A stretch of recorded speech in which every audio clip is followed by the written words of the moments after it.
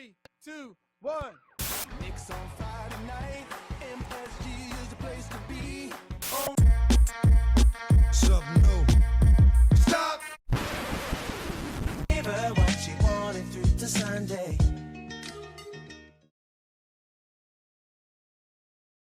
Qui c'est qui a les bons pronos? Pas un jour, pas une semaine sans qu'on parle des New York Knicks. Épisode 138. Il a avec un lui. bon prono. J'en ai déjà eu 2 ou 3 depuis le début de la saison, j'ai pas fait le coq. Et qui c'est qui a eu le bon prono? Alors, qui c'est? Hey, c'est Bibi. Ah, Ça va, vrai que Seb? C'est tellement rare qu'il faut le souligner, il faut le fêter. Bravo, bravo Johanny. Pas un jour, pas une semaine sans qu'on parle de pronos, sans qu'on parle des Knicks. Bienvenue sur Avenix Week, KNF TV. On est de bonne humeur. On est de bonne humeur, bah oui, parce que les Knicks ils gagnent. Donc ça nous met de bonne humeur. Quand ils perdent, bah on est de mauvaise humeur. Voilà, c'est simple, vas-y. Binaire. Bon, on est parti sur l'épisode 138. Vous le savez, comme Allez. à chaque fois, il y a beaucoup de choses à se dire. On va parler quoi? Italien? Grec? Chinois? Je sais pas. Allez, c'est parti. On parle Ça en va, tomate oignon francophone. en francophone de l'actualité des Bookers. Let's go. Right. It was all good just a week ago. Last week I had everything. Salade tomate oignon, je peux te dire qu'il y avait des oignons, il y avait des tomates, la salade, du ketchup. De quoi on parle? Des gros burgers. Eh oui, des gros burgers. Nos amis gourmands, nos amis de la KNF, nos adhérents, nos fidèles membres, étaient réunis hier pour la soirée, la seconde KNF Viewing Party de la saison. Cette fois-ci, c'était de la saison régulière, c'était pas de la pré-saison. Et c'était pour la belle affiche du Orlando Magic qui revenait au Madison Square Garden. Ces vilains Floridiens qui nous avaient fait tomber, c'est eux qui ont infligé la seule et unique défaite, oui, des Knicks à domicile cette saison. Et voilà, on avait une belle brochette de membres qui se sont fait plaisir, qui se sont régalés, qui ont passé un bon moment au Hideout. On vous laisse suivre les réseaux sociaux de la KNF pour savoir quelle sera la prochaine soirée. Mais pour sûr, il y en aura d'autres. Est-ce qu'il y aura encore des gros burgers? On l'espère. Est-ce qu'il y aura des victoires des Knicks? On l'espère tout autant. En tout cas, quand ça se passe au Madison Square Garden, ça se passe plutôt bien cette saison. Et c'est tant mieux pour nous. Surtout qu'on ira là-bas dans quelques semaines, dans quelques mois. Voilà, l'actualité associative, elle était riche la semaine dernière. Bah oui, il y avait cette KNF Viewing Party, mais il y avait aussi la fin du reveal, du visuel, du t-shirt officiel de la saison 2025-26. Alors un petit peu sur le concept de l'année dernière, on a pris des joueurs actuels. Est-ce qu'il y aura des changements dans l'effectif? J'espère pas. J'espère pas, parce que ça serait dommage d'avoir un visuel de t-shirt déjà obsolète, déjà vintage, suite à un grand chamboulement dans la ligue. Mais en tout cas, vous avez pu découvrir toutes les cases, ça y est, elles sont maintenant officielles, qui composent ce visuel. Et au global, on retrouve les joueurs majeurs de cette équipe, de cette belle équipe des Knicks. Sera-t-elle championne à la fin de l'année? On le verra. À la fin de l'année 2025 pour surnom, à la fin de la saison, vous m'avez compris, En tout cas, si vous voulez vous procurer ce t-shirt avec ce beau visuel, le Madison Square Garden composé dans son cœur de ses joueurs emblématiques, eh bien vous avez tout ça sur le site knicksnationfrance.com, rubrique comment atterrir. Et puis voilà, ne tardez pas parce que les commandes sont en date et en quantité limitée, donc foncez. Alors, aujourd'hui, j'ai sorti un vieux jersey, le numéro 8. C'est pas en l'honneur de OG Anunoby, non. C'est en l'honneur del famoso Danilo Gallinari. Danilo Gallinari qui annonçait en début de semaine dernière, ça y est, sa retraite officielle. Il raccroche les baskets après quand même pas mal de bons et loyaux services en NBA, mais pas que. Il avait terminé sa carrière avec un titre de champion, c'était où? À Puerto Rico, quelque chose comme ça. Bon, dans une ligue un petit peu plus mineure, un peu plus obscure, mais tout de même, finir en tant que champion, c'est bien. Lui qui a quand même usé ses baskets dans pas mal de franchises. Rappelez-vous, il avait été drafté en pick 6. Et oui, ça date. Et c'était assez haut de la part des Knicks en 2008. Voilà, 8, le numéro 8. Danilo Gallinari qui avait été un des joueurs majeurs de quoi? Du renouveau des Knicks? Peut-être pas, à l'époque, coaché par Mike D'Antoni, un autre joueur un ancien joueur, et un coach avec des consonances italiennes, ça va de soi, et qui, Danilo, le gallo, la galinette pour les intimes, avait fait l'objet du package monstrueux envoyé à Denver pour faire venir un numéro 7, passer du 8 au 7. Forcément, on avait une régression dans les numéros. Est-ce qu'on y a gagné au change ? Chacun se fera son avis. Danilo Gallinari, un joueur borderline All-Star, sur ses belles années à Denver, voire aux Clippers, mais qui a aussi une carrière un peu coupée par des blessures diverses et variées. Un bon petit joueur, mais voilà, un role player d'une certaine façon. Quel souvenir tu gardes de Danilo Gallinari, Seb ? Toi, le grand collectionneur de petites cartes en carton. Non, mais Danilo, ouais, c'était un sacré shooter, comme tu dis. Cette année-là, lorsqu'il arrive en 2008, je crois qu'on draft pas mal de joueurs. Ah non, c'est le seul, je confonds avec une autre draft. C'est le seul. Beau joueur, beau shooter. Dommage que cette équipe ne soit pas allée avec Amara Stoudemire en seul star. Il faisait un très bon début de saison, mais après derrière, écoute, il a eu une carrière plutôt honorable. Il est, en tout cas, partout là où il est passé, il a été bon, ou en tout cas, il a eu un rôle. Non, voilà, Danilo Gallinari, ouais, ça restera quand même un bon joueur drafté par les Knicks. Il s'était pas trompé, peut-être un poil haut. 6e, c'est peut-être un poil haut, mais écoute, ça a été un joueur marquant de la fin des années 2010, quoi, on va dire. Enfin, ouais. 2000-2010, ça a été un joueur plutôt marquant de cette période-là. Pas la période la plus glorieuse des Knicks, mais disons que lui et David Lee, pour moi, ça a été deux pics, ça a été deux jolis pics à cette époque-là. Bien drafté, quoi. David Lee drafté beaucoup plus bas. Et dans cette draft 2008, bon, le numéro 1, Derrick Rose, passé par New York. Numéro 2, Michael Beasley, passé par New York. Numéro 3, tu te rappelles ? Oji Mayo. T'as l'affiche, tu le vois. Numéro 4, Russell Westbrook. Kevin Love, numéro 5. Et Danilo Gallinari. Grosse draft. Belle cuvée. Et derrière, 7, Eric Gordon. Ce que j'allais dire, 7, Eric Gordon. 10, Brook Lopez. Tu as après quelques joueurs de complément. Il y a Anthony Randolph.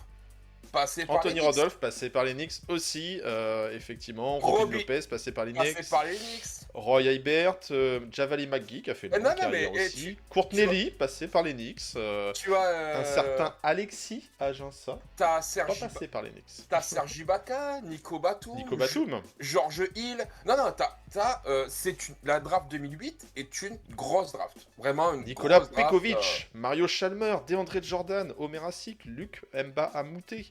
Non, une cuvée assez intéressante, assez dense. DeAndre Jordan et Goran Dragic draftés au second tour, ainsi que Patrick Ewing Jr., c'est pas rien, quoi. Passé par les Knicks. Oui. Non, mais même au second tour, t'as des noms importants, quoi. Même, qui ont fait leur petit passage. Fin de second tour, Joe Crawford aussi, passé par les Knicks. Et oui. Et donc, Gallinari, petite... là, je sais pas si t'as l'affiche sous les yeux, on va essayer de te prendre par dépourvu. Tu te rappelles, tu sais dire dans quelle franchise il a arrêté sa carrière NBA ? Ouh, c'est... Ah, petite colle. Petite colle. Quand j'ai vu ça, je me suis dit, ah oui. Alors bon, il n'y a que 17 matchs. Sa fin de carrière a été un peu mouvementée. Je sais que je te dirais, parce que je crois que je te dirais Détroit. Mais sans... Presque. Il fait 6 matchs à Détroit sur la saison 2023-24. Il avait fait également quelques matchs à Washington.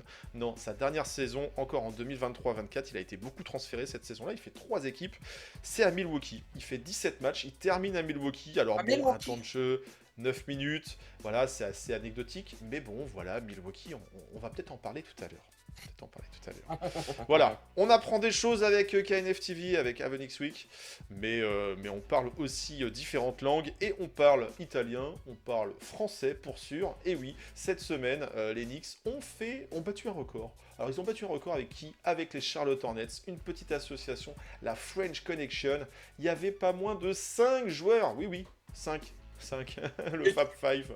Un Tu Big Five. Est-ce que tu pouvais presque faire un 5 avec Moussa Diabaté donc en pivot, Gersh en 4, qui après Tidjane, tu le fais jouer en quoi? En 3, Modiamara 3. en 3, Dadier. Ah, il manque de meneur dans Ouais, cette ouais, histoire. ouais, Mais ouais, effectivement, Mais on avait une belle line-up qui sera peut-être, on ne sait pas, sur certaines au JO, campagnes JO de estivales. Los Angeles. Oui, on verra. Après, est-ce que tous ces joueurs auront l'opportunité d'être appelés en sélection? Bon, il peut se passer beaucoup de choses. Certains ont encore beaucoup de choses à faire aussi dans leur carrière. Mais en tout cas, voilà, c'était le petit moment cocorico, le petit bonjour, bonsoir, cher à certains, de la semaine. Et pour une fois, les Knicks étaient du bon Ouais, côté. cette semaine, Alors, on bon. a rencontré pas mal de Français, puisque hier soir, il y avait aussi Noah Penda du côté d'Orlando. Tout à fait. Donc, Tout à fait. Les Français qui comptent un bon contingent en NBA. Après, avec des déboires pour certains, des réussites pour d'autres. Côté new-yorkais, on en parle assez souvent. On en parlera peut-être un petit peu moins aujourd'hui. Bon, en tout cas, voilà, c'était le moment bonjour, bonsoir, le moment cocorico. Et puis, aussi, jetons-nous nos lauriers, nos fleurs. La semaine dernière, qui s'est dit donc, qui avait annoncé, bon, les bons pronos, ok, vous avez compris, mais surtout, qui avait annoncé que pourquoi pas Jalen Brunson pourrait être joueur de la semaine? Et ça n'a pas manqué. C'est souvent le lundi soir ou dans la nuit entre le lundi et le mardi que les résultats sont annoncés. Et avec un bilan de 4-0, oui, forcément, les regards se sont projetés un petit peu en direction du Madison Square Garden et des Knicks. Et Jalen Brunson a obtenu un nouveau titre de joueur de la semaine. Bravo à lui, JB. Franchement, voilà, c'était mérité. Beau bilan collectif, de belles stats. Un joueur qui est revenu de blessure il n'y a pas très très longtemps. Et on n'a pas l'impression qu'il était réellement blessé. Il n'a pas été... Vraiment, il n'a pas subi une baisse de niveau, notre ami JB. Et ce qui est marrant dans cette histoire, c'est qu'il était accompagné de qui? De Luka Doncic. Et ouais, il a un beau backcourt des Dallas Mavericks. Dommage, maintenant, tout ce beau monde évolue dans des franchises totalement différentes. New York, Los Angeles, New York. Peut-être une affiche qu'on reverra prochainement. Et pourquoi pas dans la semaine? On verra. Bon, joueur de la semaine, on a dit un joueur qui est dans son prime, peut-être, en la personne de Jalen Brunson. Ah là là, vous le savez, on a entendu parler, et je pense qu'on va entendre parler pendant encore un bon moment. L'ami grec, et oui, salade tomate oignon, c'était pas que au menu, mais c'était aussi dans les assiettes, c'était aussi sur les réseaux sociaux. Giannis Antetokounmpo, Yanis, le Greek Freak, qui a fait parler de lui. Bah oui, pourquoi? Parce qu'il a enlevé quelques petits posts Instagram, ça arrive, faire le tri dans les réseaux sociaux. Et tout de suite, les rumeurs se sont emballées, les insiders ont voulu sortir leur tech, leurs déclarations, leurs sentiments. On le savait que la situation à Milwaukee, elle est un petit peu délicate. On le savait que Giannis, il est attaché à sa franchise qui l'a drafté, avec laquelle il a été champion NBA. Mais ces derniers temps, ces dernières saisons, et même en ce moment, c'est compliqué sportivement. Il y a eu des mouvements qui ont été faits du côté du management des Bucks. Ça semble pas avoir convaincu en tout cas l'ami grec de rester faire carrière là-bas. Il y a des volontés de départ. On l'avait vu cet été aussi, promener famille, femmes et enfants avec des petites poussettes dans les rues de Madison.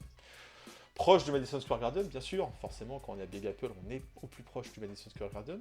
Mais voilà, on avait vu Giannis errer, se promener, prendre l'ambiance de Big Apple. Et les rumeurs n'avaient déjà pas tardé. Ça s'était calmé avec un bon début de régulière. Et puis un début de régulière qui est tout de suite rentré dans le rang. Et puis la semaine dernière, une défaite face aux Washington Wizards. Un dunk sale de Bilal Coulibaly qui postérise aussi un petit peu Giannis. Il n'en a pas fallu plus pour tout de suite enflammer la toile. Et voilà, la rumeur est de nouveau repartie. Giannis aurait envie de partir. Giannis aurait envie d'aller à New York. Mais il y a peut-être d'autres équipes qui auraient envie de s'attirer Giannis. Et voilà, c'est notre gros sujet de l'ouverture de cette émission. Giannis Onyx, Giannis qui part. Qu'est-ce que t'en penses, Seb? Tu sais jamais vraiment ce qui se dit. Tu as des insiders qui se contredisent. Certains disent qu'il rêve de New York, d'autres qui disent que s'il doit partir, il aurait un spectre beaucoup plus large. D'autres qui disent qu'ils se sont entretenus avec lui et il a il a dit que non, qu'il resterait, peu importe, et compagnie. Moi, j'aimerais qu'il parle, en fait, vraiment. Qu'il fasse soit un communiqué de presse ou quelque chose, qu'il dise, non, mais en fait, ce qu'il se dit, c'est faux. Moi, je reste. Moi, j'ai envie de rester. Parce que le problème, c'est que s'il parle pas, alors, je dis pas qu'il faut qu'il dise qu'il a envie de partir, mais il peut dire, non, non, mais tout ce qui se dit dans la presse, c'est faux. Tu vois, il peut le dire, ça. Le problème, c'est qu'il le dit pas. Il parle pas. Enfin, tu vois, il communique pas. Donc, ça entretient le doute. C'est ça qui est compliqué en fait avec du coup avec cette histoire. Bon, outre ça maintenant, est-ce que les Knicks doivent trader pour Giannis? Sûrement, peut-être. En tout cas, si t'as ce joueur-là dispo, oui. Est-ce que les Knicks ont les assets? Non. Est-ce que tu peux les créer? Oui. Mais pour ça, il te faut plusieurs équipes qui vont donner du pic. Est-ce que le pic intéresse les Bucks? Je pense pas. Je pense que eux, ce qui les intéresserait, c'est du joueur et du pic. Le truc, c'est que si tu veux créer du pic, bon, bah, il faut envoyer, on va dire, 4 d'un côté, peut-être OG Anunoby de l'autre, récupérer un package, former un truc autour de Mitch, Hart, enfin, tu vois, et au final, tu dépoiles quand même un effectif qui, au début de saison, te dit, ben, c'est quand même une équipe qui peut, pourquoi pas, aspirer à être champion. Donc, en même temps, Sujet délicat. En même temps, t'as ce sujet de Giannis qui se pose là. Pour l'instant, il n'a rien demandé. Pour l'instant, il n'y a rien. Donc, compliqué. Moi, je pense qu'il y a des équipes qui sont bien mieux achalandées pour pouvoir faire une offre aux Bucks. Je pense par exemple à OKC, mais ça m'étonnerait qu'ils fassent quoi que ce soit, vu comment ils écrasent la ligue. Mais cependant, tu te dis, mais avec Giannis, ils écraseraient la ligue pendant combien de temps? Ou les Spurs, qui aussi ont, pour le coup, du cap, ils ont du joueur. Tu vois, ils peuvent monter un truc autour de Fox, Keldon Johnson, Vassell, Sohan, et ils ont du pic. Donc, ouais, non, je pense pas que les Knicks sont allés. Peut-être qu'ils ont la faveur du cœur de Giannis. Peut-être, je dis bien peut-être. Mais je pense pas cependant qu'ils aient le capital de pouvoir former une offre décente pour ce type de joueur actuellement. Voilà. Actuellement. Le actuellement est très important. C'est peut-être pas que le mot qu'il faut retenir de ta tirade, de ton argumentation. Elle était très intéressante. Mais le actuellement, effectivement, ça c'est quelque chose de très important. C'est pourquoi maintenant, pourquoi à ce stade de la compétition, de la saison régulière, de l'avancement des projets de chacune des équipes dans cette ligue. Aujourd'hui, le facteur urgence, s'il y en a un, il est surtout du côté du clan Giannis, du côté du clan Milwaukee, parce que on le voit, la saison elle prend pas les tournures espérées. Il y a de plus une blessure qui vient de se rajouter récemment dans la semaine. Certains ont craint au pire avec le tendon d'Achille qui aurait été touché, et dans ce cas-là effectivement ça remettait toute velléité de trade aux oubliettes. Mais non, bon, a priori ce n'est que le mollet, bon, à voir. En tout cas Giannis aussi accumule un petit peu les pépins physiques avec son jeu qui est porté sur de la domination physique. Mais au-delà de ça, effectivement, il y a peut-être encore un signal d'envoyé par le clan Giannis qui n'est pas tout à fait clair, parce qu'ils ne peuvent pas se permettre de dire aussi « Oh, on en a ras-le-bol, on veut se barrer ». Je pense qu'il y a une volonté de partir en bons termes, avec un bon storytelling de « Ah, je suis resté jusqu'au bout, mais vous voyez, je ne peux plus gagner avec cette équipe, je suis arrivé au bout d'un cycle, j'aime cette équipe, j'aime cette ville, je lui dois tout ». Mais je dois aller voir ailleurs. Il y a un petit peu, je pense, cette narrative-là qui est mise en place par l'agent, tout ça, enfin, la communication à base de j'enlève les tweets, enfin les publications Instagram. Ouais. Les Bucks, on sait, ça fait partie de l'histoire de Giannis, ça le sera tout le temps. Je pense que même s'il part et qu'il revient à terme dans cette franchise de Milwaukee, il sera accueilli avec les ovations du public, parce qu'il doit tout, et les Bucks doivent tous à Giannis. Le meilleur joueur de la franchise. N'ont jamais été champions, même avec les très grands joueurs qu'ils ont pu... Enfin, que je dis des bêtises. Si, ils ont été champions avec l'époque Jabbar et Oscar Robertson. Je retire ce que je viens de dire. Mais voilà, est-ce que Giannis se pose comme étant le GOAT de cette franchise? Il est clairement dans la discussion avec des Jabbar qui sont des joueurs aussi très très haut placés, mais qui étaient partis aussi, il faut s'en rappeler, pour Los Angeles, à une époque totalement différente. Voilà. Donc, bon, il y a peut-être une volonté de partir sans salir non plus son histoire, son image. Il a une volonté de gagner, il a une volonté d'aller dans une équipe contender, et bah forcément ça c'est compliqué parce que si tu vas vers cette équipe pour gagner, ça veut dire que les pics que tu vas récupérer de cette équipe-là seront moins valuable. Tu peux en récupérer plein.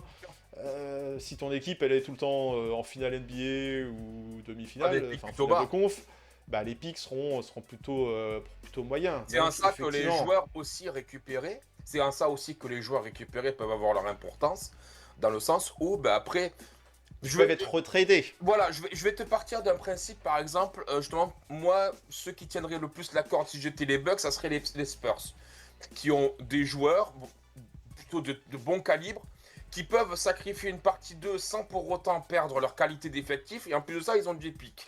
Mais demain, par exemple, tu vois, donc ils trade, ils prennent Fox, Vassell ou Fox, Keldon Johnson ou Fox, Vassell et Sohan, un truc comme ça, par exemple. Par exemple. Mais après, derrière, qui te dit qu'à l'été, ils peuvent pas te refourguer Fox contre cette fois-ci du pic à une autre équipe qui aura une valeur plus importante et compagnie. Enfin, tu vois ce que je veux dire? Donc, faire un move en 2 temps en fait. Récupérer des joueurs qui ont une valeur, mais pas non plus qui va leur permettre de gagner, sur lequel ils vont construire leur effectif. Non, mais Effectivement, tu peux, faire partir Giannis, c'est appuyer sur le bouton reset. Oui. Et on sait que Milwaukee, c'est pas du tout une destination qui attire les free agents. Voilà, ils ont tenté le coup avec Lillard, mais c'était par du trade. Et on Et voit parce aussi que c'est compliqué. Même et Lillard qui parce venait de qu'il voulait Portland jouer, et et parce qui qu'il voulait jouer semblait avec pas Giannis se plaire. aussi. Et Ouais, parce mais qui qu'il semblait voulait- pas non plus des masses se plaire à Milwaukee, quoi. T'es trade à Miami, à Los Angeles, bon, voilà, t'as le soleil, t'as la life, tu vois, quoi, à côté. Milwaukee, je pense pas que ça soit la destination qui fasse rêver. Donc, effectivement, s'ils appuient sur le bouton reset, il va falloir avoir des joueurs jeunes pour pouvoir capitaliser un petit peu sur un potentiel, mais aussi du pic, et ça risque pas d'être le pic direct des équipes. Alors, il y a... certains ont fait tout un tas de scénarios trade machine. Je me Oui, suis il y a des amusé salaires aussi, à équilibrer. Forcément, si côté new-yorkais, on se dit Giannis arrive, on se dit forcément que Karl Anthony Towns part, fait ses valises. Il y a eu un pseudo-bout de rumeur comme quoi Karl Anthony Towns aimerait bien être au centre d'un projet. Il n'est pas vraiment à New York. Il n'est pas à New York. Hein. Le centre du projet, c'est Jalen Brunson, on le sait. Là-dessus, il n'y a aucun doute. Si Giannis débarque à New York, bon, on l'accueillera avec plaisir, c'est certain. Est-ce qu'il deviendra le centre du projet? Est-ce qu'il deviendra l'option numéro 1? Est-ce que ce sera un bis avec JB? Est-ce que ça peut fonctionner aussi, cette association? Avec Giannis, on parle quand même d'un ancien champion NBA, multiple MVP, Deep Boy, All-Star, voilà, a pu savoir quoi en faire. Un joueur particulier, atypique dans son profil et dans son style de jeu, qui joue beaucoup sur son physique. Pas un shooter, ça on le sait. Attendez-vous à avoir des longues séances de lancer franc parce que monsieur il prend son temps. mais voilà, c'est un jeu différent. Donc est-ce que les Knicks aujourd'hui en 2025-26, en étant classé deuxième de la conférence Est et en ayant surtout une profondeur de banc, une profondeur d'effectif, c'est ça qui est très important. Est-ce qu'il faut qu'ils fassent ce move maintenant, s'ils en ont la possibilité, ou est-ce que c'est quelque chose qui se rediscute un petit peu plus tard? Moi, je suis plus de l'avis de, il n'y a pas d'urgence. De toute façon, voilà, si le move avait dû se faire, il se serait peut-être fait à l'été dernier. Semble-t-il, des discussions étaient avancées et en exclusivité entre les deux équipes. Il y a peut-être eu une forme de... Non, mais attendez, on va voir, on va se donner une vingtaine de matchs ou un quart de saison côté Milwaukee pour voir comment ça opère, comment ça marche. Peut-être que Miles Turner, c'était un bon deal et que ça va cliquer. Force est de constater que ça clique pas suffisamment côté Bucks. Il y aura peut-être du play-off, du play-in, on ne sait pas, hein, ça peut passer peut-être un second tour, enfin arriver au moins à un second tour de play-off, mais est-ce que ça sera suffisant pour le faire rester à Milwaukee? Pas certain, donc voilà, est-ce que maintenant les contenders ou favoris affichés que sont OKC, le Thunder, qui d'autre, on parle de Détroit, parce que Détroit fait une début de saison régulière surprenante et se verrait bien récupérer un joueur de ce calibre. Est-ce qu'ils ont la capacité, la volonté de chambouler une bonne dynamique pour faire ce genre de move? Après, quand tu as l'opportunité de faire un mec comme Giannis, on parle pas de... On parle Oui. pas tu vois, de Biombo, on parle pas de Capella, on parle pas de... Non mais tu vois, des fois, tu lis des trucs sur Twitter, t'as l'impression qu'en fait, Giannis Antetokounmpo, c'est... Jalen Durant, il est intouchable. Non mais... oui, tu l'aimes bien, il fait partie de ta belle dynamique, mais si tu peux récupérer un joueur de ce calibre-là, On bien parle sûr que d'un tu discutes, quoi. on parle d'un joueur qui a encore 4-5 ans de haut niveau. Et quand je dis de haut niveau, c'est de niveau MVP-esque. Élite, Euh, élite. Ouais. En NBA, on parle d'un mec qui te change ta franchise. On parle d'un type qui peut t'amener à la victoire. Et quand je dis à la victoire, c'est pas en saison régulière, c'est à la victoire en Finale. playoff. Mm. On parle d'un des meilleurs joueurs de l'histoire de la NBA et d'un C'est d'une des, star. et d'un Star. des 5 meilleurs joueurs de la NBA actuellement. Hmm. Et j'ai l'impression que on a tous forcément Une affection. un rapport, un rapport relationnel avec nos joueurs où en fait on dirait non, moi Max McBride jamais je l'échange contre Giannis parce que McBride Oui. vraiment il est trop fort. Je l'aime. Mais, Je l'aime. mais oui, Cette touffe, ses cheveux bouclés, j'adore. mais à un moment Ses donné, petites tresses aussi. Ah. il faut aussi savoir raison garder et savoir reconnaître que quand il y a un joueur qui est meilleur que ce que toi tu peux avoir. Et c'est avec toute l'affection que j'avais pour R.J. Barrett et Emmanuel Quickley, que j'aimais beaucoup sur Quickley, je l'adorais Quickley. Bon ben c'est vrai que quand tu as un mec comme OG qui arrive, qui coche plus de cases dans cette équipe, ben tu te dis oui, enfin c'est sûr que dans l'équilibre, c'est mieux. Et ça, je parle sur d'autres trades, sauf évidemment pour Doncic contre Anthony Davis. Mais ce qu'il y a, c'est que tu vois que quand on parle de joueurs moyens ou moyen bons, en disant non, mais moi je les changerai pas contre un type MVP, il n'y a plus à discuter quoi. Gallinari, Melo, voilà. Quoi. Il y a un peu de ça, il y a un peu de ça. Est-ce que Melo a été MVP? Est-ce qu'il a amené une équipe en victoire Bah, NBA? il a été top 3 ou 5, je sais plus, MVP. Paul George- Après, voilà, ça a Paul pas George aussi, cliqué. Paul George aussi. Hein. Paul George aussi. Oui, non, mais voilà, mais il y avait une affection pour Gallinari, voilà, et au final, bah oui, pour récupérer des très gros joueurs, des joueurs qui ont une forte valeur, bah il faut y mettre le paquet. Et le paquet, ça peut Après, se composer Carmelo de différentes façons. Carmelo était plus jeune. Carmelo, voilà, Oui. Bah, il y avait voilà, il y avait une histoire avec New York, lui-même new-yorkais. Donc. dans un ranking all-time NBA, tu mets Giannis avant Melo, on est d'accord. Mais voilà, dans l'esprit, en tout cas, il y a cet aspect, on a une affection sur tel joueur. Bah oui, parce qu'on l'a vu débuter, parce que c'est lui qui a réussi Il y a un à attachement gravir, émotionnel. les échelons. Il y a un attachement émotionnel, effectivement, mais la NBA, on le sait, c'est un business, on le sait, et si vous ne le savez pas, bah, regardez un petit peu la review de la saison dernière et ce qui s'est passé, tout peut se passer. C'est un business aussi qui se joue par du storytelling, de la narrative, et là, en ce moment, bah, côté Bucks, on essaye justement de peut-être, pourquoi pas, tâter le marché. Est-ce que Giannis finira à New York ? Bien malin qui peut le dire. Est-ce que les Knicks ont besoin aujourd'hui de Giannis cette saison ? Pas certain, parce que ça se passe bien aussi, il n'y a pas cette urgence. Il n'y a pas cette urgence à faire un trade. C'est toujours un exercice périlleux d'aller récupérer un gros joueur, mais de perdre de la profondeur. On l'a vu, hein, le Thunder, si c'est champion, c'est aussi parce qu'il y a un effectif qui est deep, qui est profond. Et en ça, ça peut se retrouver, de la profondeur de banc. Hein. On ne l'avait pas la saison dernière, on l'a un peu plus cette saison. Oui. Mais voilà, est-ce qu'il faut tenter la chose ? Est-ce qu'on en a la possibilité ? À voir. On va juste terminer sur ce point-là. Tu penses, juste par un oui-non, Giannis, il finit la saison aux Bucks ? Oui ou non ? Oui. Oui. Ok, pareil. Allez, voilà, fin de l'histoire. Je le vois pas lâcher. Je le vois pas lâcher les Bucks en plein milieu comme ça. Comme tu dis, il y a un rapport vis-à-vis des Bucks qui est au-delà du respect, au-delà de tout cette franchise. Je pense que Il joue beaucoup. même si il part, il en sera jamais une légende. Donc je le vois pas planter la saison des. Ou alors c'est que les Bucks lui disent écoute. Vas-y. Tu vois, c'est qu'ils lui disent... tu vois, que lui, il est en entre-deux en mode, je sais pas... Et que les Bucks lui disent, bon, allez, tu sais quoi, à un moment donné, vas-y, on coupe tout, on repart sur un nouveau truc, toi, t'as envie d'ailleurs, ta valeur, elle est encore en haut, tu vois, donc comme un accord. Mais sinon, je le vois pas, je le vois pas partir. Il y a l'opportunité de faire le trade maintenant parce que les Bucks peuvent récupérer quelque chose, peut-être. Mais voilà, la situation contractuelle aussi est importante. Il lui reste une saison garantie. Après, c'est une saison en player option. Donc là-dessus, effectivement, il pourra pas aller n'importe où. Voilà, on voyait les fans des Raptors qui disaient non, jamais de la vie j'échange Scottie Barnes pour un joueur dont il reste peut-être qu'une seule saison. Les gars, faut rappeler Kawhi Leonard, ça s'était plutôt bien terminé pour vous quand même. Donc, ça s'était bien terminé pour après, eux. c'est le coup d'une année, quoi. Voilà, Et ça s'était bien terminé pour eux. Et puis ils avaient échangé un mec comme DeMar DeRozan qui, au point de vue historique, a plus marqué les Toronto Raptors que Scottie Barnes. Donc bon. On verra. En tout cas, il y a de l'affection, tout ça. Bon, pendant ce temps-là, parce que c'est bien beau d'agiter la toile en base de rumeurs de trade et tout, est-ce que les joueurs les perturbent dans le jeu qu'ils proposent ? Bah, ça s'est plutôt bien passé cette semaine, globalement. Côté new-yorkais, on va faire la petite rétrospective, la bonne rétrospective des 4 matchs de la semaine.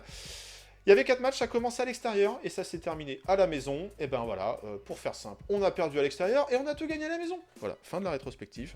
C'est aussi simple, les Knicks cette saison, ça gagne à la maison, ça n'a perdu qu'une seule fois face à Orlando, on l'a dit. On démarrait la semaine à Boston. Je sais pas, je me disais, Boston ça joue mieux que ça n'a été, et effectivement, on le voit dans le classement, les Celtics qui, limite, sont la surprise aussi, on pensait qu'ils allaient s'écrouler, et ben non, ils ont une âme, il faut pas enterrer les Celtics aussi vite que ça, et même si le match a bien commencé pour les Knicks à Boston, au TD Garden, et ben avec un bon premier quart, une fâcheuse tendance qu'on a en cette saison, c'est les seconds quarts qui sont pas bons, ils sont pas bons, et là c'était pas bon. En ce moment, ouais, c'est pas... Non mais et même, c'est cet effectif de second quart qu'on en voit qui est pas bon. Ce 5 à base de McBride, Clarkson, Hart, Cat et le dernier, je l'oublie, Kolek. Ce 5 est pas bon. Ce 5 est pas bon. Et à chaque fois, il se fait remonter. Et défensivement, voilà, on accuse à chaque fois le coup, on est en déficit, il faudrait faire l'exercice, un peu la stat sur les matchs, de voir quel est le différentiel en cumulé entre les points marqués et les points encaissés sur ces seconds quarts, mais c'est toujours à ce moment-là que ça se produit. Alors oui, effectivement, il y a un changement de line-up, on n'a plus de Jalen Brunson à ces moments-là, éventuellement Jalen Brunson, il sort dans les dernières secondes, la dernière minute du premier quart. C'est pas tout le temps Kolek non plus. Il y a des ajustements. On le voit dans le coaching de Mike Brown. Il fait des ajustements. Il met pas tout le temps ou systématiquement Tyler Kolek en début de second quart. Là sur les derniers matchs, non, mais en début de semaine. Ouais. Ouais, mais voilà, on voit qu'il essaye de trouver des ajustements. Alors, c'est pas du DNP, t'as 20 minutes. Non, c'est pas aussi radical que ça, c'est un peu plus subtil.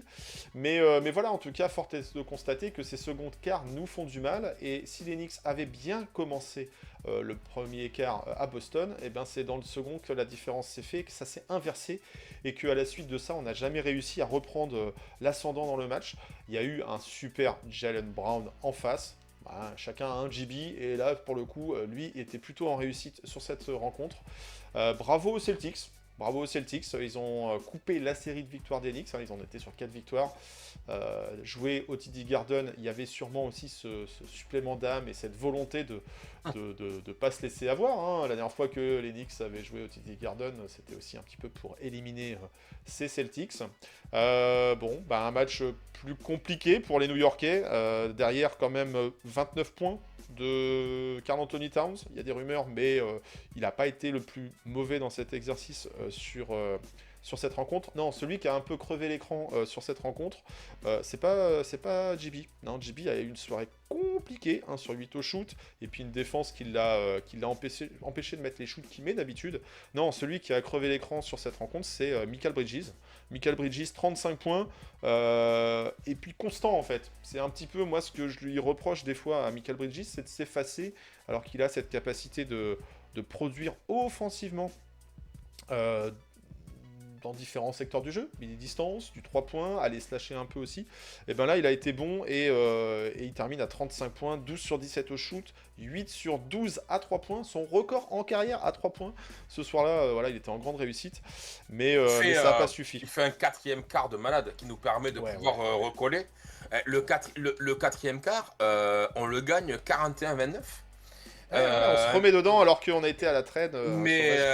Mais on se réveille bien trop tard. Hein. Tu perds le 2 20-37 et le 3 24-36. Donc tu as trop de retard et tu te réveilles bien trop tard. On n'a pas réussi, je veux dire, à contrecarrer les plans du Celtics qui ont eu deux mecs qui se sont révélés en la personne de Jordan Walsh et Josh Minott. Et ça, fallait quand même le voir venir. Et puis tu l'as dit, Jaylen Brown qui a été voilà, 40 minutes, 42 points. Bon ben bravo, je veux dire, c'est on peut pas faire mieux. Non, c'est dommage, qu'on n'ait pas réussi en fait à revenir dans ce match.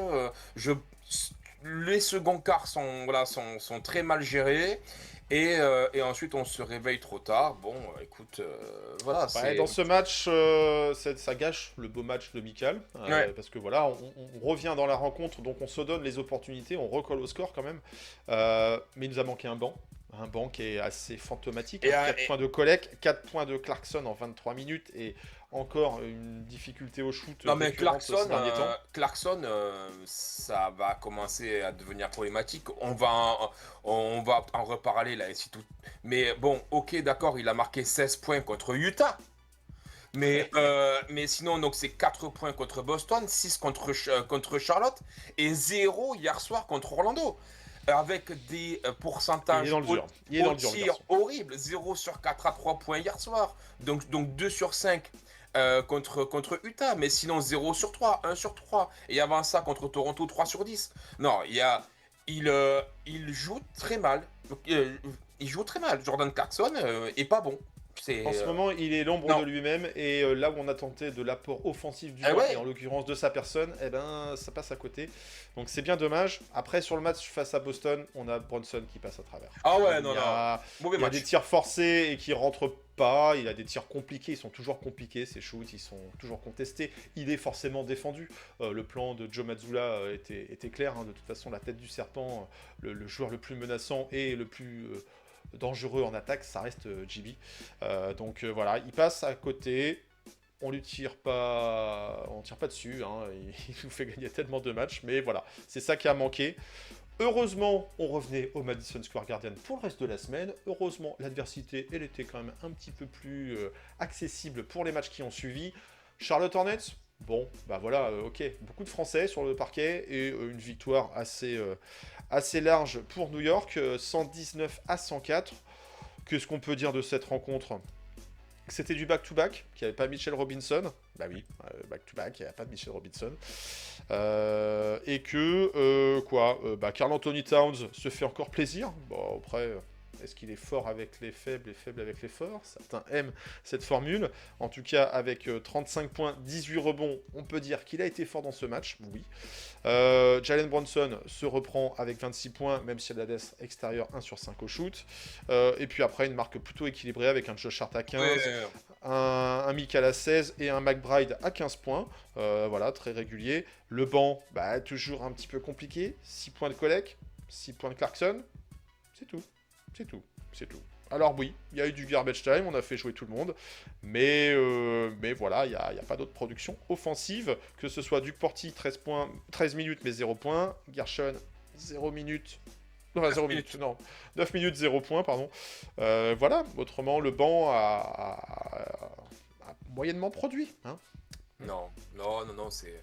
On a par contre un Joe Short qui reste dans sa lignée, même si là, bon, au niveau du shoot, 1 sur 5 au 3, ça n'a pas été ouf, mais 8 rebonds, 8 passes, 15 points.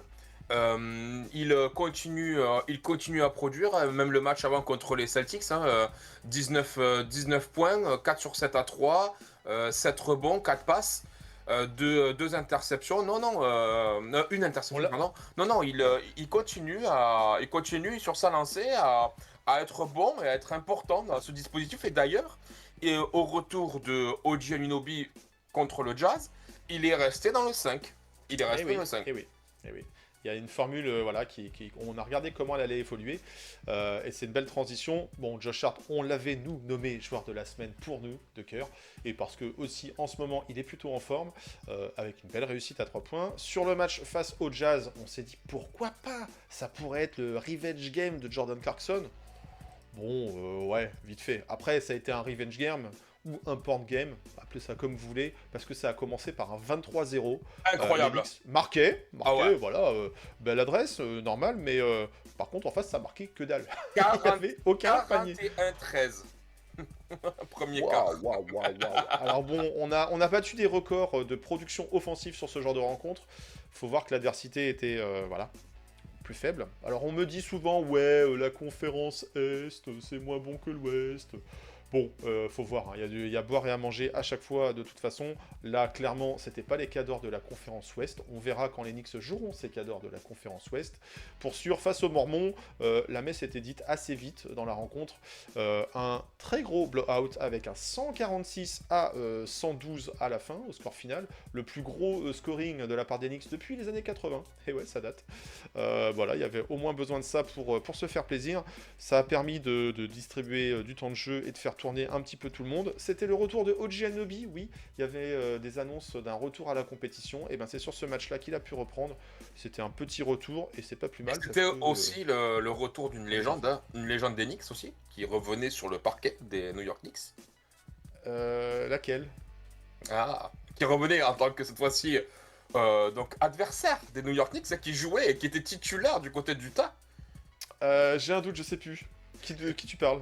De Svi Mikhailuk. Ah oui, pardon, Svi, oui, bah oui, Svi. Rappelle-toi, Oh, Svi. Toujours appelé Svi, moi. Hein. Oui. Tu te rappelles- Il y a 2-3 saisons de ça, en fait. Il a été, Ouais. il a été à Knicks. Il a été à Knicks. Un Ukrainien, et on sait que le peuple ukrainien souffre. Mais oui, effectivement, il était à New York sous les ordres de Tom Thibodeau. Il y a encore Oui. quelques saisons de ça. Il a pas joué. Non, Eh, c'était un joueur du bout du banc. Svi en Knicks, c'est quand même 19 matchs. C'est pas rien. Tu vois. C'est Donc, pas rien, ça compte, ça compte. Est-ce que t'as une carte de Svi? compliqué à voir ça. Ah ouais. Parce que je pense Non, mais qu'il a- même pas une dédicacée, mais déjà une carte tout court de Svi. Est-ce qu'il y en a qui ont été éditées? Oh, je pense, oui. Mikhailuk, attends, je te fais la recherche Déjà, là, faut pour voir. savoir l'écrire. Bon, pendant que tu recherches, voir si on trouve des cartes à collectionner de Svi Mikhailuk. Oui, ça existe, et même signé, Oui. en fac, Ouais. même signé en Lakers et signé en fac. Alors, Oh, je savais Il y pas a- qu'il avait joué les Lakers. Ok, d'accord. eh ben si, il a Bon, été, un joueur qui a du shoot, ça peut toujours dépanner en sortie de banc. il a été drafté par les Lakers. Possible, alors là, je sais plus. Ah ben je te le dis. Les choix de draft des Lakers, non pas qu'ils soient mauvais, mais comme ils sont souvent assez bas du fait que l'équipe soit assez compétitive, il y a un petit peu de tout dans ce genre de joueurs. Bon, en tout cas, sur cette rencontre, bah voilà, un Josh Hart qui était un peu plus en retrait, 8 points et 6 rebonds, 6 passes tout de même. On est dans un mini triple-double à quelques unités près. Karl Anthony Towns sans forcer, 18 points, 9 rebonds. Un Mikal qui rentre dans le rang avec 10 points sur cette rencontre, mais 20 minutes, on l'a ménagé. 33 points pour Jalen Brunson, il a fait le taf. OG, 11 points. Et puis le banc, qu'est-ce qu'il a donné ce banc? Eh bien, on avait un retour de Miles McBride sur le banc. Bah oui, parce que OG revient, même si Josh garde sa place. Et puis McBride, il a été très très bon sur cette rencontre. Lui, à 22 points en 22 minutes, à 7 sur 11 au shoot et un 7 sur 10 à 3 points. Ça, c'est plutôt pas mal comme performance. Clarkson, ok, 31 minutes, 16 points. Bon, il a shooté et il a eu un peu plus de réussite face à son ancienne équipe, en se rapprochant du cercle, bien sûr. Et puis, il faut le dire quand même, Cocorico, d'une certaine façon, un mini Cocorico, c'est les records de points Onyx pour Gershon sur cette rencontre en 9 minutes, 11 points, 5 sur 6 au shoot, 1 sur 2 à 3 points. Ça permet de reprendre un petit peu le moral, même si on le sait, l'adversité était faible, gros blowout game sur la rencontre, donc ça a laissé du temps pour jouer. Bon, laisser du temps, Mais 9 minutes quand même. Non, mais c'est... Et puis c'est surtout, c'est 9 minutes. C'est un DMP masqué. Ouais. C'est-à-dire que... On le disait pourtant, il y a du mieux en termes de temps de jeu, mais il parce ne que joue OG n'était pas. pas là, quoi. Il ne joue pas parce... Il joue parce qu'on est en blowout et qu'à la fin, il vide son banc. Sinon, en fait, il n'était pas rentré, même dans le second quart ou quoi, où c'est des fois là qu'il rentre. Là, il n'était pas rentré du tout. C'est pour ça que je te dis que c'est un DNP masqué, un peu déguisé, dans le sens... Mais je comprends pas trop ces minutes. C'est-à-dire que hier, par exemple, contre Orlando, donc il joue en premier quart, il est pas mauvais. Il fait son taf, il rentre quelques 3, il récupère que 2-3 rebonds assez rageurs, assez tu vois, importants, Oui, il y a de l'énergie, il y a de l'envie défensive. et il Mais disparaît. moi, ce que je comprends, c'est que Mike Brown ne comprend pas comment l'utiliser. Et ça, c'est quelque chose qu'on risque de dire assez Ou, régulièrement dans la saison. Mais, Est-ce que d'ici la deadline, il y aura un départ? C'est mais pas c'est... Enfin, à exclure. il sait Mais, pas utiliser. voilà. Il le fait maintenant jouer en 4, il le fait plus jouer en 5. Oui, Donc- mais il l'implique pas spécialement, ou il n'est pas impliqué par ses coéquipiers, par lui-même, par le coach. Voilà, après, c'est un ensemble, hein. C'est pas que Oui, bien sûr. le vilain coach Mais, qui veut pas utiliser le gentil français. Non, Voilà. moi je sais pas si... Parce que c'est quand même un entraîneur intelligent, hein, Mike Brown. Moi, Ouais. je sais pas si c'est qu'il ne sait pas comment l'utiliser ou si c'est pas le genre de profil qui lui plaît. Et de ce genre de profil comme ça, de 4, très... je sais même pas comment je Massif, pourrais... qui a cette capacité à shooter pour autant. Donc, Mais mais oui, et peut-être pas assez rapide pour ah, lui, je sais pas. ou- ouais, peut-être un poil sous-dimensionné, peut-être... Je sais pas, mais... Ça sent, en fait, il faut se le dire, et ça n'a rien contre Gershon qu'on adore au par ailleurs, mais ça sent l'erreur de casting. Ça sent, on a fait venir un joueur, alors pas le prix le plus élevé, non.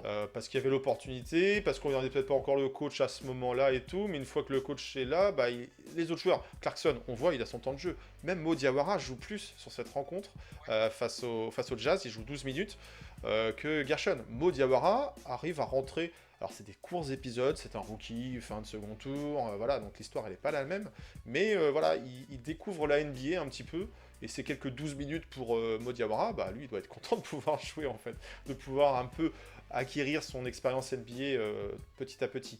Gershon, bah malheureusement il ronge son frein sur le banc, et le retour de OG ne va pas l'aider hein, dans ce sens quoi. Bon, non. dernier match de la semaine, voilà, bah une victoire. On en avait besoin, on avait envie de voir un petit peu comment tout ça allait se passer pour le retour du Magic au Madison Square Garden. C'est la seule équipe qui avait fait tomber les Knicks.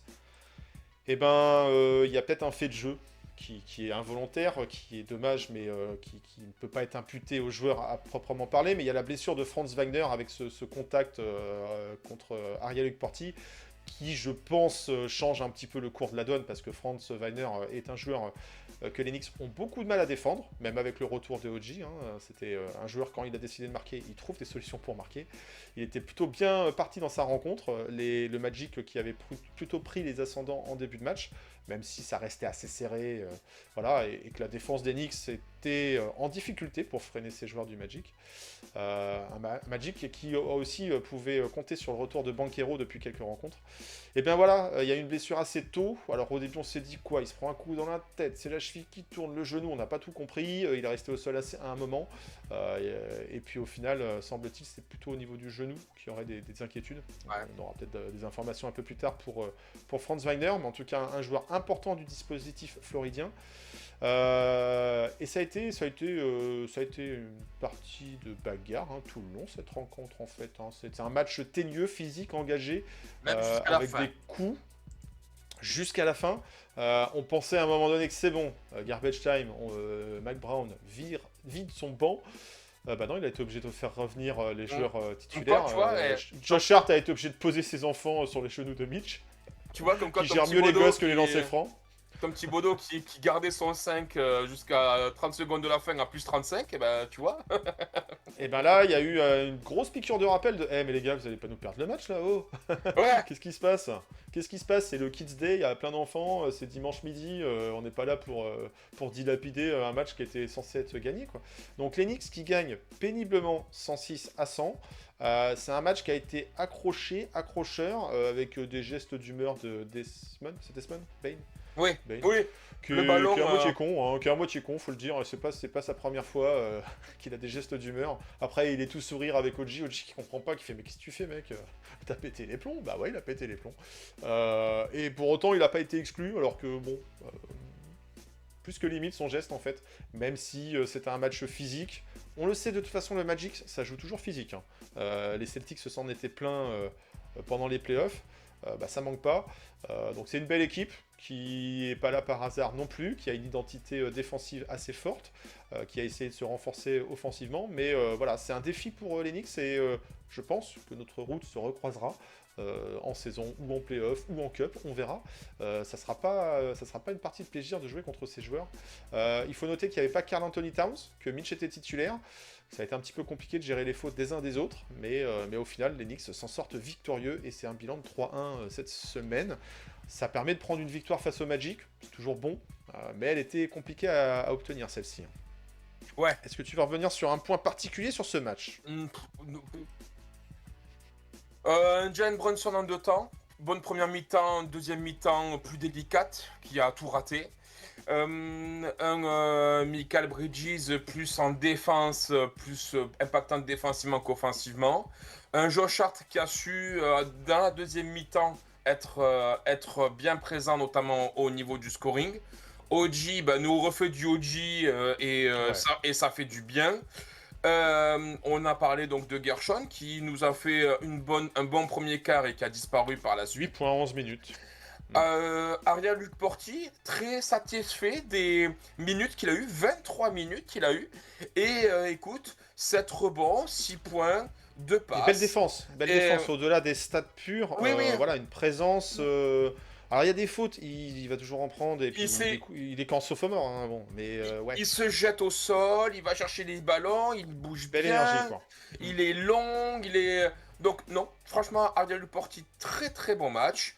Et voilà, la blessure de Miles McBride. Alors hier, immédiatement après le match, il a passé un scanner qui s'est avéré négatif. Là, ils attendent maintenant l'IRM pour voir. Mais voilà, donc peut-être que ça sera l'espace de 1 ou 2 matchs pour lui, parce que c'est vrai que c'est quand même pas beau, l'autre il lui retombe sur le pied. Hein, enfin, mais bon, pour l'instant en tout cas, c'est pas encore assez alarmant, mais son match était pas fou là cette fois-ci, hein, il est retombé un peu. Ouais. Voilà, 21 minutes, 4 points avec un 1 sur 7, 0 sur 5 à 3. En règle générale, l'adresse à 3 points a été assez minable, hein, 11 sur 35, Sur ce match, 31%. Ouais, pas terrible. Mais cependant, on a su. Ils ont été moins bons que nous. Eux, 12 sur 42 à 3 points. Donc, et avec une réussite au tir aussi en dessous. Donc écoute, voilà, on prend cette victoire. Ils gardent cependant le tiebreaker sur nous, hein, puisque ils avaient gagné les 2 premières confrontations, 124-107 et 133-121. On en prend une. On n'est pas sweepé sur la saison face au Magic. Voilà, donc écoute, cette victoire fait du bien, 3 victoires consécutives, 3 victoires à la maison, ce qui porte le bilan en 13-1. Bah c'est à la maison, Ça, hein, je parle. c'est très bien. Ouais. Voilà. Et alors dans tout ça, après une belle semaine tout de même, faut qu'on sorte un joueur de la semaine. Et justement, on va faire court, on va y aller direct. On a décidé, nous, d'honorer ce petit Deuce. Parce que Deuce, même s'il sort pas son meilleur match clairement contre le Magic, et petite blessure et tout, Deuce, on l'a mis sur le t-shirt de la saison, mais en fait il fait une très belle saison aussi. Son retour sur le banc ne l'a pas freiné, on l'a vu face au Jazz, hein, clairement. Il a une belle adresse à 3 points, voilà, c'est un élément important de la rotation. Il a la Donc, confiance attention. entière de Mike Brown qui a dit Deuce McBride, c'est un mec qui doit jouer au minima 25 minutes par match. C'est ce qu'il a dit. Mais ouais, tu as raison, attention, c'est le deuxième joueur. On va voir s'il y aura une indisponibilité.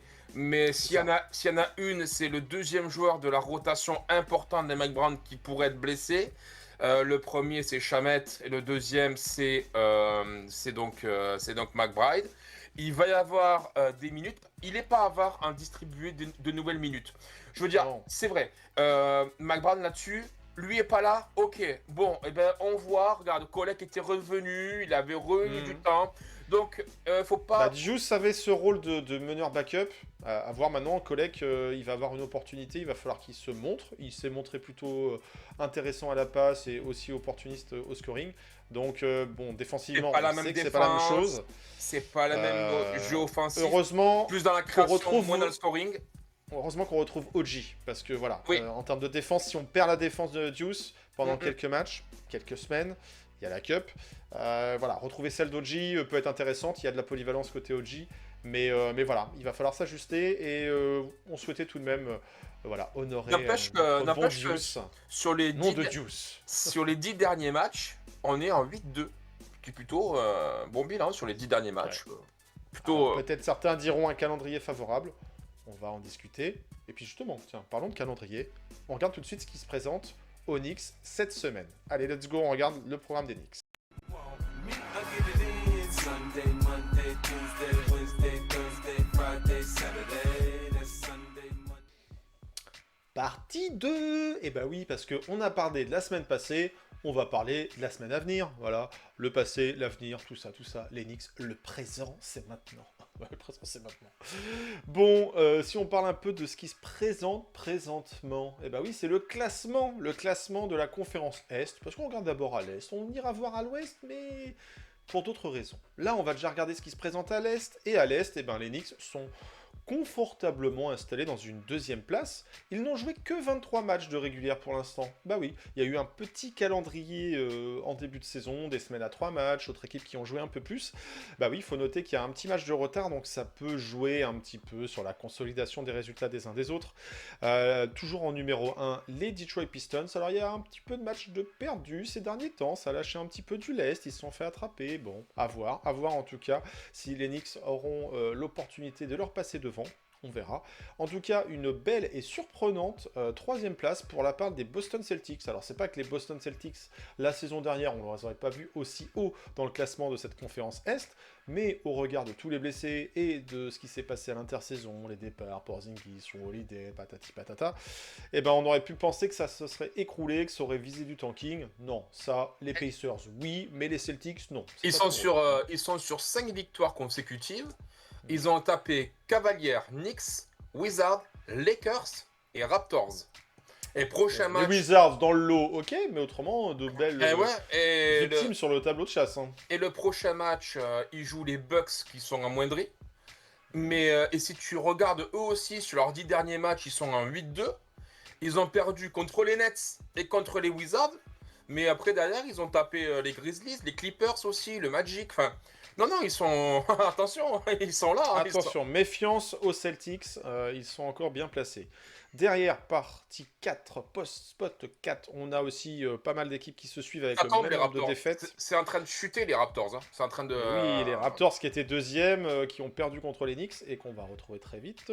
Un bilan de 15 victoires, 10 défaites, 25 matchs joués. Hein. Il y a un peu de match d'avance au calendrier. Mais sur les 6 derniers matchs, 5 défaites. Sur les 6 derniers matchs. Absence de RJ, est-ce qu'il y a un lien de cause à effet? On ne sait pas. Ensuite, on a la paire floridienne avec le même bilan. Orlando est repassé devant, 5e spot, 14-10. Bah oui, dernière défaite contre les Knicks. Et 14-10, le même bilan pour le 6e Miami Heat, qui vont se retrouver très vite. Et Miami qui est sur une série de 3 défaites consécutives contre les Mavs, contre les Magic et contre les Kings. Comme tu l'as dit, prochain match, ils jouent le Magic. Ils avaient gagné contre les Clippers, mais ils avaient perdu contre les Pistons.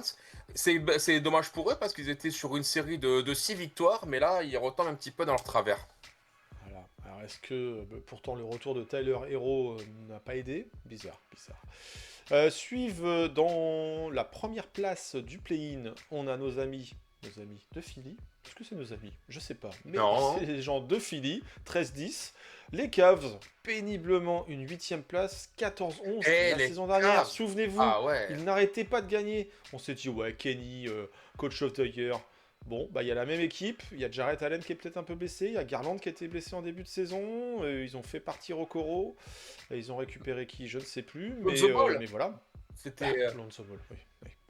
Mais visiblement, c'est pas le recrutement qui fait la différence. Ils sont sur des montagnes russes. Eux, ils vont faire 2 victoires, puis 3 défaites, puis 2 victoires, et là, tu vois, sur leur dernier match, défaite contre les Blazers, victoire contre les Spurs, puis défaite à l'arraché contre les Golden State Warriors, sans Steph Curry, sans Butler.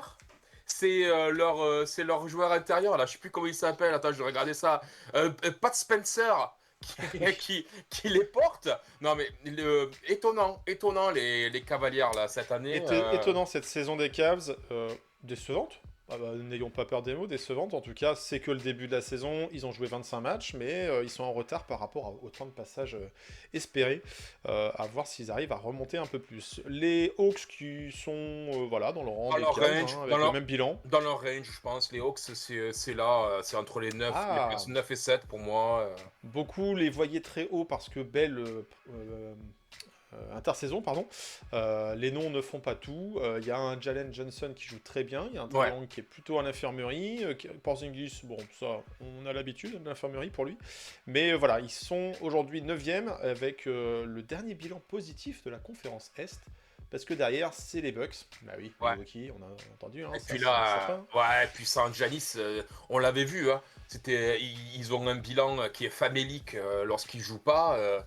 Et Il là, a loupé des matchs, il va en relouper. Il a sûrement gagné un sur le match où il se blesse. Mais, mais voilà, ça semble compliqué en tout cas la saison embarquée pour Milwaukee.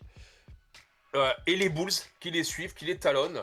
Et les Bulls, Voilà. alors, incroyable. Les Bulls, là, ils sont sur 7 défaites consécutives. Ils sont sur un bilan de 3, 4, 5, 6, 7, 8, 9, 10. Ils sont sur 8 défaites pour 2 victoires sur les 10 derniers matchs. C'est rentré dans le rang. C'est totalement C'est rentré dans la le rang. définition Début de même saison oublié. Hein, de- c'est- d'une équipe en sur-régime en début de saison, Ouais. qui a réussi à prendre des matchs quand les autres n'étaient pas forcément prêts, Mhm. et qui depuis retrouve les standards à La- laquelle on nous a habitués. Quoi. La défaite contre les Knicks a sonné le glas de leur très bonne saison, puisque par la suite, ils gagnent contre les Sixers, mais ils gagnent de 2 points contre les Sixers juste après nous. Et après, derrière, ça a enchaîné les mauvais résultats. Non, ça y est, Fin de la récré. ouais, c'est Fin de la ça. récré. Les Knicks ont sonné la fin de la récré. Bon, et puis derrière, notre groupe Eto, les Hornets avec 7 victoires, les Nets avec 6, les Pacers avec 5, et les Wizards qui ont gagné quand même un petit peu, mais qui n'en ont que 3 aujourd'hui au compteur. Voilà pour le triste bilan du bas de cette Et conférence. bonne semaine pour les voisins new-yorkais, qui, mine de rien, ont fait une semaine en 3-1 du moins. Ils ont gagné Positif, une bonne Charlotte, ils ont gagné Chicago et ils ont gagné les Pélicans. Bon, alors attention, leur semaine, elle était que dans le bottom des deux conférences. Hein. Et, Ouais, mais bon, fallait aller chercher, quoi. et ils ont perdu contre le Jazz. Voilà, mais voilà. Alors justement, si tu nous parles un petit peu de la conférence Ouest, si tu as un petit peu un Bien regard sûr. sur cette partie Alors des bon, bah, États-Unis. que dire sur Oklahoma? Ils sont sur une série de 15 victoires maintenant.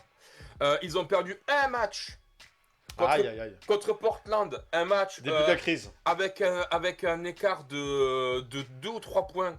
Et après, derrière, ils ont enchaîné 15 victoires. Là, ils sont sur une série de 15 victoires consécutives. Autant te dire que ils sont... Ils n'ont pas besoin du grec. Ah, Ils ça, ont pas je- besoin du grec. Non, mais avec eux, ils seraient peut-être plus forts ou plus sûrs de leur force. Mais sans eux, déjà, ils écrasent la ligue, en fait. Et puis là, il faut bien que donc ils ont eu le retour de Jalen Williams. Mais là, ils ont Hartenstein qui s'est blessé. Mais ça n'empêche pas qu'ils sont avec un 23-1. Ils vont nous faire une Golden State Warriors.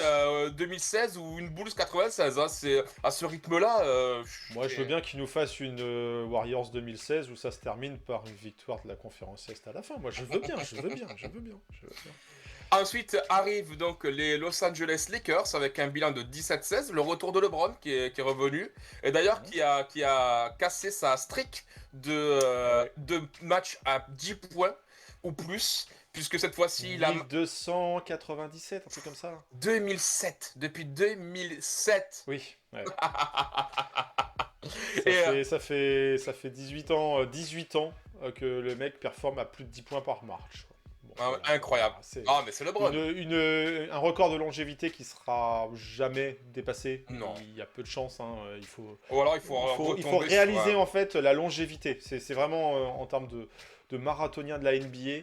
On aime ou on n'aime pas le personnage, on aime pas Ça le lui fait joueur, quel on âge, n'aime pas sa carrière. 41 Il a ans. 41, il va sur 42, ou un truc comme ça. Ah, le mec est incroyable. Et puis en plus, bon, il pète sa streak parce que autant c'est pour. Donc c'est le match contre Toronto. Je l'ai regardé ce match en direct et la fin du match était incroyable. Et autant il peut mettre un lay-up, mais pour aller en prolongation. Et il décide de décaler Hachimura qui corner, scelle à 3 points. Tu tues le match et le ballon rentre au buzzer un vrai buzzer beater. Non, incroyable. Non, LeBron est incroyable. Ensuite arrivent les Denver Nuggets qui sont sur 3 victoires consécutives alors qu'ils annoncent quand même le manque de Aaron Gordon, mais cependant ils continuent à gagner des matchs. Denver, c'est toujours à partir du moment où t'as Nikola Une valeur Jokic, sûre. t'as Nikola Une Jokic. valeur sûre. Déjà, t'as fait la moitié de la victoire. Houston, 15-6. Ensuite, les San Antonio Spurs, 15-7, qui, bon là, ils ont perdu, mais qui arrivent quand même à gagner des matchs sans Wembanyama. Les Minnesota Timberwolves, ça va mieux pour eux. Là, ils sont sur une série de 5 victoires, consécutives. Et ensuite, dans les places play-in, on a donc le Phoenix Suns en 13-10, les Golden State Warriors en 13-12, et ensuite, en négatif, les Grizzlies 11-13 et les Portland Trail Blazers en 9-15. Première équipe playoff du play-in, 9-15. Et après, arrivent les bons derniers, le Dallas Mavericks, 9-16. Alors attention, on est en train de parler aussi d'un trade futur d'Anthony Davis. Alors, il a été annoncé au Knicks, hein, mais évidemment, Oui. parce que tout le monde est annoncé au Knicks. Mais voilà, donc ensuite, le Utah Jazz, 8-15. Et à la fin, les mauvais de la classe, les Kings de Sacramento en 6-17, les Clippers en 6-18, Qui ont Et coupé, alors pas coupé, qui ont des problèmes avec Chris qui ont coupé Paul, Chris machin. Paul. Voilà. Ah, ça respecte plus les légendes. Ouais, bon, ils en ont fait un peu le bouc émissaire Ouais. de ce Après, mauvais début. semble-t-il, Ils foutaient le il y bordel. a des tensions dans le vestiaire. Mais bon. Après, Et dernier, les Pélicans Chris Paul. en 3-21. Ils sont sur une série de 6 défaites consécutives, la pire de toute la NBA, et ils présentent le pire bilan de toute la NBA, même derrière les Washington Wizards, mais qui ont un nombre de matchs inférieur à eux. Voilà, donc un peu pour la NBA. au Mais rayon du et pire à- bilan, en plus, et- ils ont même pas leur tour de draft pour la saison prochaine. c'est ça le pire, c'est incroyable. Leur tour de draft, c'est Atlanta qui l'a. Je sais plus c'est par un trade avant la draft, et tu ne sais pas pourquoi ils ont envoyé, c'est Joe Dumars, hein, le GM des Pelicans, qui l'a envoyé mais sans protection, En plus, Donc en fait là c'est du tout bénef. Atlanta va peut-être avoir en tout cas un top 3 de choix de draft possiblement sûr, parce que là vu comment c'est parti, je sais pas comment les Pelicans vont pouvoir redresser la barre.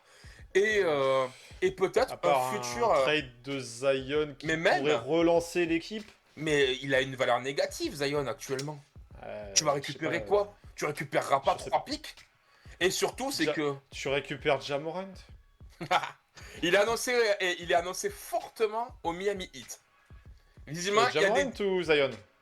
Ja Morant, il y a des grosses discussions entre le Heat et Spoelstra est suffisamment magicien pour lui créer un Oui. cerveau.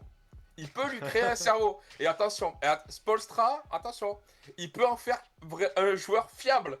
Je dis, C'est un joueur qui a du talent, ça c'est certain. c'est du Après, c'est façon, plus le à Miami- off-court qui pose problème. à Miami, ce sera du quitte ou double. Soit en fait Spoelstra arrive à en faire quelque chose et ça marche, soit en fait ça explose en plein air et puis tu récupères jamais Ja Morant. Mais moi je penserais quand même, attention, Spoelstra, Ok. voilà. Toi, tu vois déjà arriver à Miami et tu C'est- vois Giannis rester à Milwaukee. Ok, vous avez les pronostics des trades pour Bah, je Barcelone. pense qu'on est plus près quand même d'un départ de Ja Morant que de celui de Giannis. Hein. Visiblement, Ja Morant qui a quand même vraiment de la friture sur la ligne, c'est un beau merdier là-bas. Donc, enfin, en Et tout c'est cas peut-être avec plus lui. facile à déplacer, à bouger. Et puis Miami qui est en recherche d'une star depuis un Non, petit mais, moment. tu sais que- méfiance. Parce que là, c'est à partir du 15 décembre que les contrats Mhm. signés cet été vont pouvoir être bougés. Mais tu sais qu'il y a quand même plusieurs dossiers. Cette fin d'intersaison, Ah ouais. jusqu'à la deadline, va Il y a être. le dossier de Trae Young, il y a le dossier de Ja Morant, il y a le La dossier Melo Ball. la Melo Ball, il y a le Giannis. dossier de Giannis. Il y a J'en oublie peut-être. Quid des Dallas Mavericks? Quid des Sacramento Kings? Ils annoncent aussi qu'ils veulent les faire péter. Quid des Pelicans? Zion, tu en parlais. Les Pacers, comment ça revient? Donc, est-ce qu'à un moment donné, Chicago, est-ce qu'à un moment donné, ils vont vraiment appuyer en disant, bon, allez, Ils vont Vucevic. vraiment trade machin. Vucevic. Ça fait 5 Donc- ans qu'on en parle. Ouais, mais bon. Mais tu vois, enfin, il y a plusieurs dossiers chauds cet Moi, été. tu vois, je vois bien Vucevic aller aux Kings contre Sabonis. Je sais pas, je sens les connexions entre ces deux équipes. Je pense que les front office Mais attends, ont leur numéro en mais favori. mec, Quoi. mais tu sais que peut-être C'est que. tout à fait possible. Mais C'est oui. tout à fait possible. Mais attends, à partir du moment où ils sont. Associer Vucevic avec DeRozan et Lavine. Et En voilà une bonne idée. il se murmurerait qu'il serait peut-être aussi sur le dossier Lonzo Ball, mais Ah, écoute, on n'est plus à une folie près. On n'est plus à une folie près. Bon, tout ça concerne essentiellement, vous l'avez compris, la conférence Ouest, qui est soi-disant plus forte que la conférence Est, mais qui a quand même un paquet de galères à gérer en... non, mais jusqu'à en dehors.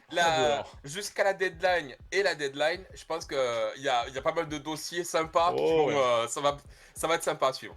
Auparavant, on avait Photoshop, maintenant on est avec l'IA qui nous permet de générer tout un tas de visuels, donc faites-vous plaisir, amusez-vous avec la trade machine. Voilà. Nous, on va quand même se préoccuper de l'actualité et de la Recréer réalité. recréer le roster des Bulls 2018 avec le maillot des Kings. Mais j'ai envie de dire, ce qui n'a pas marché à l'Est peut marcher à l'Ouest. Ou pas. Visiblement, on est sur du ou pas, mais. Ou pas. On est sur du ou pas. Allez, nous, cette semaine, ce qui va nous intéresser, ça va être la Cup. Et oui, la NBA Cup, c'est sa 3e édition. Les Lakers avaient gagné la première, les Bucks la seconde. Qui peut gagner la 3e? Eh bien, les Lakers pourraient, puisqu'ils sont toujours en course. Ils ont le 2e spot des quarts de finale. Mais on va déjà regarder ce qui se présente, nous, côté Est. Je me mélange entre toutes ces conférences. À l'Est du Mississippi, eh bien, on a les Knicks qui sont encore une fois qualifiés pour ces quarts de finale. Jusqu'à présent, ils n'ont jamais réussi à se qualifier pour aller jusqu'à Vegas. Alors, il était question à un moment de ne faire que la finale de la Cup à Vegas. Et puis finalement, ça marche plutôt pas mal cette histoire de Cup. Donc, Ils se disaient non, en il y début de aura saison, bien ouais. les demi-finales et la finale qui vont se jouer Ah, à Vegas. Joe Short à Las Vegas, est-ce qu'on est prêt à ça? Very good trip, very bad trip. Mitch à Vegas, je sais pas. Kat à Vegas, il a tourné dans la pub pour annoncer la Cup. Donc non, ça pourrait être sympathique en termes d'expérience pour le groupe. Et puis moi j'ai envie de dire, de toute façon ces matchs comptent pour la saison régulière. Pour Donc qu'il arrive. on n'a pas intérêt à perdre des matchs Non. pour dire on n'est plus dans la Cup. De toute façon ça compte, ça rentre dans le bilan. Il n'y a que la finale. finale. Hein, qui fait le 83e match de l'équipe, Et 83. des équipes qui seront finalistes. Et 83 matchs, c'est quelque chose que connaît Michael Bridges, puisqu'il l'a déjà fait. Et oui, et ça pourrait aller justement poursuivre son record de longévité s'il veut effectivement détrôner Mais est-ce que AC Green. Mais est-ce que ce 83e match compte pour un match de régulière dans la streak ou pas? Je sais pas. Faut Je sais regarder. pas. Alors oui, et puis après les stats, ça reste des stats. Ouais, je sais pas. Je sais pas s'il est comptabilisé dans tes records en carrière. Après, les matchs de playoff sont comptabilisés à part sur les compteurs de Ouais. points, tout ça. Mais ouais, en cup, à voir. Bon, en tout cas, on va parler québécois. Québécois. Tabernacle. Canadien plutôt. Non, parce que c'est Toronto, c'est pas au Québec. C'est au Austin Canada. Callis, oui. Oui, même s'il y a des francophones aussi à Toronto, Oui. on en connaît en la personne d'un certain Rowan Jr. Les Knicks joueront pour sûr, et ça on connaît ce calendrier-là, dans la nuit de mardi à mercredi face aux Toronto Raptors à Toronto. Donc match entre guillemets retour, les Knicks avaient accueilli les Raptors, hein. Ça s'était joué à chez nous, j'ai un doute maintenant. Oui. Dernier match, Ouais. 116-94, victoire des Knicks à la maison. À New York. Donc là, on avait un peu coupé la série, la bonne série des Raptors à l'époque. Mhm. Match retour. Est-ce que RJ Barrett va revenir? Eh bien ça, Non. tu vas nous le dire, toi, qui a un peu appelé le docteur. Et le docteur, il dit non. Le docteur, il dit non. Le docteur, il dit que pour l'instant, il est toujours annoncé out. Donc pas de RJ Barrett et pas de Jamison Battle qui avait une place dans la rotation. Un mec que j'ai confondu avec George Niang. Et à un moment donné, je me suis dit, tiens, ils ont George Rien à Niang. Non, mais rien à voir, mais ils se ressemblent un petit peu, tu sais, à la télé. Même et morphotype. tout. Ouais. Mais en fait, non, c'était Jamison Battle, mais il n'a pas joué contre les Celtics. Et donc, pour l'instant, il est en day-to-day, mais RJ Barrett est annoncé out en tout cas. Et il n'y a pas de. En tout cas, Des sur dates de retour annoncées, probable, questionable. sur ESPN, il n'y a toujours rien, toujours annoncé out, pas pas de retour. Et donc, comme on l'a dit, pour les Lakers, pour les Raptors, leur bilan, voilà, sur les derniers matchs, défaite contre les Celtics 121-113, défaite contre Charlotte 111-86, donc quand même 2 belles défaites, et défaite de 3 points rageantes, et on en a parlé, contre les Lakers 123-120. Voilà, donc, et ils avaient gagné juste avant contre les Blazers 121-118, mais sur un match étriqué.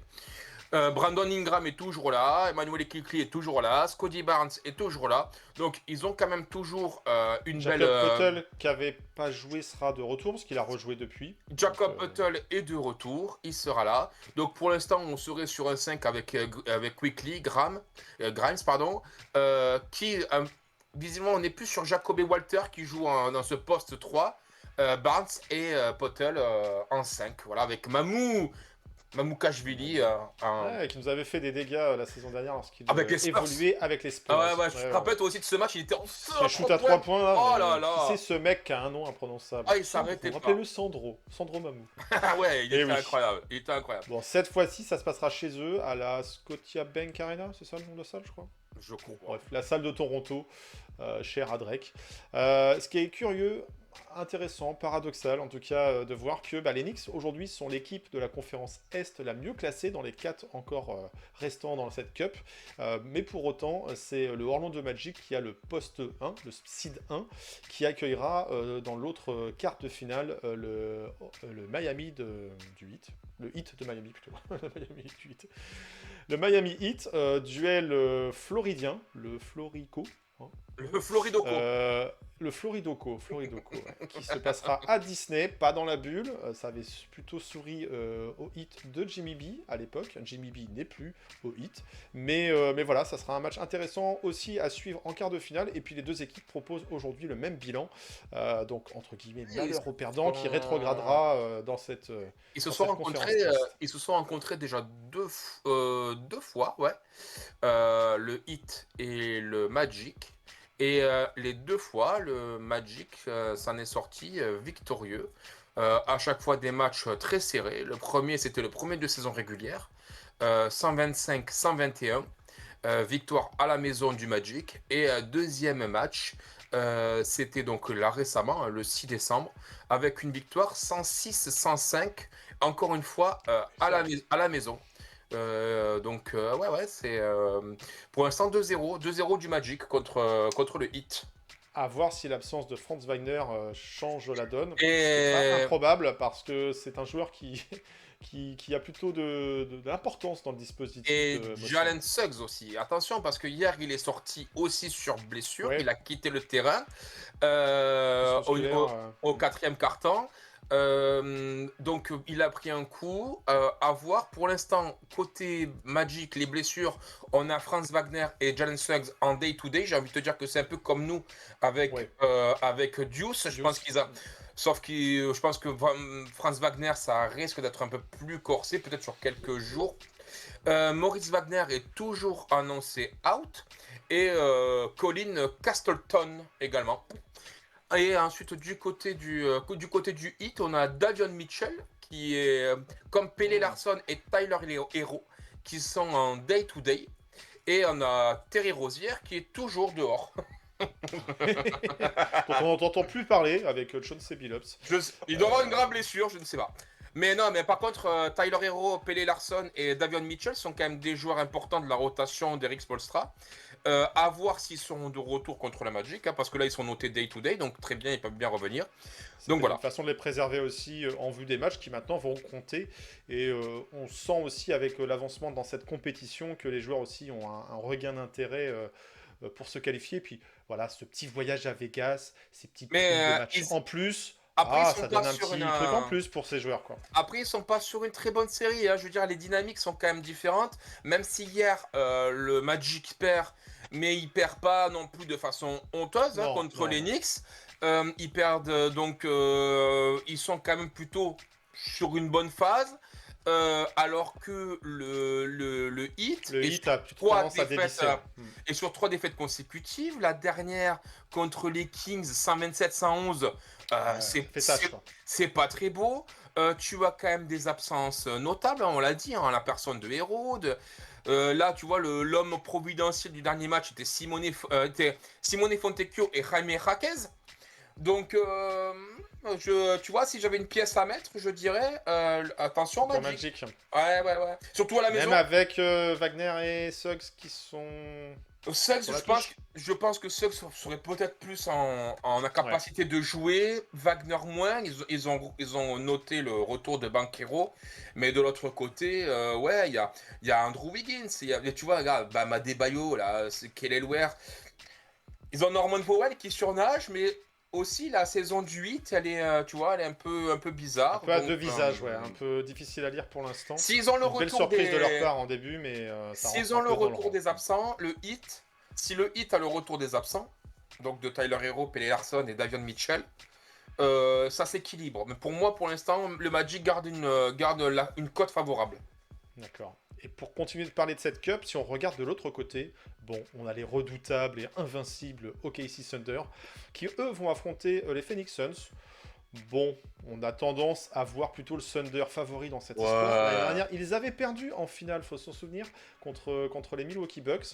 Bon, au final, une défaite en cup, ça ne veut pas dire une défaite à la fin des playoffs. Oh, je veux bien. Mais ils ont peut-être envie de faire une sorte de doublé. Un peu, hein. Ils auront peut-être voilà, cette envie de faire un doublé. Mais on va les donner quand même favoris face aux Suns. Et puis dans l'autre affiche de ces quarts de finale, on a les Lakers qui ont retrouvé un petit peu tout le monde, même si Luka a manqué quelques bouts de match ou quelques matchs. Et puis en face, les Spurs qui s'en ça va être sortent beau, pas ça. si mal que ça, même sans Victor Wembanyama. Est-ce que Victor Wembanyama va revenir pour cette cup? Est-ce qu'il va forcer un retour? Est-ce qu'au contraire, bah non, il est toujours pas en état de jouer? Ça va être aussi à observer. Intéressant, mais ça va faire un premier match à enjeu en fait pour ces Spurs depuis l'arrivée de Victor. Qu'est-ce qui se dit sur les Spurs là en termes de blessures? Qu'est-ce qui se dit? Il se dit que pour l'instant, il est toujours annoncé out. A participé pleinement à l'entraînement de dimanche, rapporte le journaliste qui est à San Antonio, Jeff McDonald pour le citer. Ah oui, c'est pas non, je sais plus. Est-ce que... Non, c'est pas lui. C'est Jeff McDonald. Ok, je confondais avec quelqu'un d'autre. Moi. Non, ensuite, il note toujours l'absence de Stéphane Château, qui n'est pas là. Ah oui, Stéphane Château. Non, mais C'est avec lui que je confondais. voilà. Luc Cornette est aussi annoncé en day-to-day. Et Jordan McLaughlin. Donc, mais bon, tu as quand même Luc Cornette, Stéphane Cassel et Victor Wembanyama, 3 absences importantes. Surtout Victor Wembanyama, mais même le rookie de l'année, le sophomore Cassel. J'espère qu'ils seront revenus parce qu'attention, les Lakers, ils sont chauds. Attention. Mais ça peut faire des affiches intéressantes. Alors à voir effectivement avec ou sans Victor, ça va changer la donne. Ceci dit, même avec Victor, c'est pas gagné qu'ils puissent passer les Lakers. Et les Lakers sont aussi capables de se louper, donc voilà, un quart de finale intéressant à observer. Tu sais que je pense que tu as Mickey qui est comme ça, parce qu'il se dit, on peut avoir d'un côté à l'Est, les finales de conférence, Heat, Knicks, rivalité historique, à la télé ça se vend bien. Et de l'autre côté, tu peux avoir OKC, l'équipe du moment, vs Lakers, ça se vend bien aussi, tu vois. Bah c'est ça. Donc, au-delà de cette cup, tirée un peu par les cheveux, compétition qui arrive alors qu'elle est déjà dans la régulière, les gens comprennent pas forcément l'intérêt, le pourquoi de la chose, et bien voilà, on a des affiches qui sont quand même tout de même assez intéressantes. Donc voilà, pourquoi cracher dessus un petit OKC Lakers? Je pense que ça se crache, ça s'accepte, ça se regarde bien. Ah oui, puis avec si un match en jeu. les Spurs se glissent un petit peu dans ce dernier carré à Vegas, pour sûr, on va dire ah ouais, c'est pas mal la cup, regardez Victor, il est dans les matchs en jeu, comment il se comporte. Donc il y a de l'intérêt dans tout ça. Les Knicks sont encore une fois de la partie. Pourquoi pas essayer d'aller le plus loin possible et puis gagner de l'expérience. Gagner de l'expérience par ces matchs à élimination directe, c'est pas des playoffs, ça n'a rien à voir. Mais voilà, Mike Brown, nouveau coach des Knicks, est-ce qu'il va faire mieux peut-être ce qui manque à cette jeune équipe de Raptors, qui peut-être les Knicks ont l'habitude de jouer sur ces dernières années les playoffs, avec ce groupe qui a évolué, mais finalement un peu assez, enfin sur les 2 ans, Tu vois, bon, il y a eu quelques petits ajouts, mais un noyau dur est resté. À voir comment se comporte cette équipe des Raptors, qui aura l'avantage de jouer à la maison, mais dans un match justement à élimination directe. Et on l'a vu que les C'est équipes cette disputé, année, quoi. les équipes cette année euh, aimaient jouer la Cup et ça jouait à la Cup. Donc Ouais. voilà, c'est. Ça va être intéressant à voir. Je préfère voir ça qu'un blowout face au Jazz, typiquement. Et puis le Magic aussi, Pourquoi qui ça est peut un être petit un peu en blowout recherche de sensations. Oui, après, ça peut être un blowout, on se qualifie et youpi. Mais ce que je veux dire, des matchs accrochés, des matchs en jeu, des matchs disputés où chaque coup est rendu, où chaque carton est joué à la muerte, comme diraient d'autres. Et bien voilà, c'est ce qui fait aussi ce qu'on aime quand on regarde des matchs de playoff et qu'on retrouve d'une certaine façon à dose homéopathique sur cette cup. Donc voilà, pour sûr, on va suivre tout ça et peut-être que cette année, on ira à Vegas. Alors nous, peut-être pas, mais les Knicks, peut-être. La coupe Voilà. à la maison. La coupe à la maison. Ah, Ah, je serais pas contre une petite finale, tu vois quoi. Ça permettrait aussi de donner un peu de légitimité à ces Knicks qui Knicks avancent Lakers. un petit peu cachés. Knicks Lakers en finale. Alors justement, si on fait un petit pronostic, parce que là cette semaine, ok, on a un match sûr. Knicks contre Raptors. Si on perd, bah, on jouera contre le perdant de ce Magic Miami Heat. Si on gagne, on jouera contre ce vainqueur Miami Heat Magic. Donc difficile de se projeter sur le calendrier, mais voilà, déjà un premier pronostic face aux Raptors. Les Knicks, ils gagnent ou ils perdent? Moi, je serais tenté de dire, et puis parce que j'ai gagné, il faut le rappeler, le pronostic la semaine dernière, je prends la primeur sur le prono. Moi, j'ai envie de voir les Knicks gagner. J'ai envie de les Ouais. voir gagner. J'ai envie d'aller voir à Vegas. Ça fait 2 ans qu'ils, entre guillemets, se loupent et vont pas. On tombe contre les Bucks la saison dernière. Bon, les Bucks, ça me semblait un peu plus mature, un peu plus fort, avec un joueur dominant qui est Giannis. Les Raptors, belle équipe. Ça rentre dans le rang. On a su les battre une première fois. Ok, il y a le retour de Jacob Poeltl. Je pense que Karl Anthony Towns sera de la partie. Là, il a été ménagé Ouais. pour une rencontre. On n'a pas vraiment trop de détails sur. À voir la blessure de McBride aussi, mais il a. Ça Après doit être ça. suffisant Non, et puis pour passer. après sa blessure, il faut quand même se rappeler qu'il a tiré ses 2 lancers francs, Oui.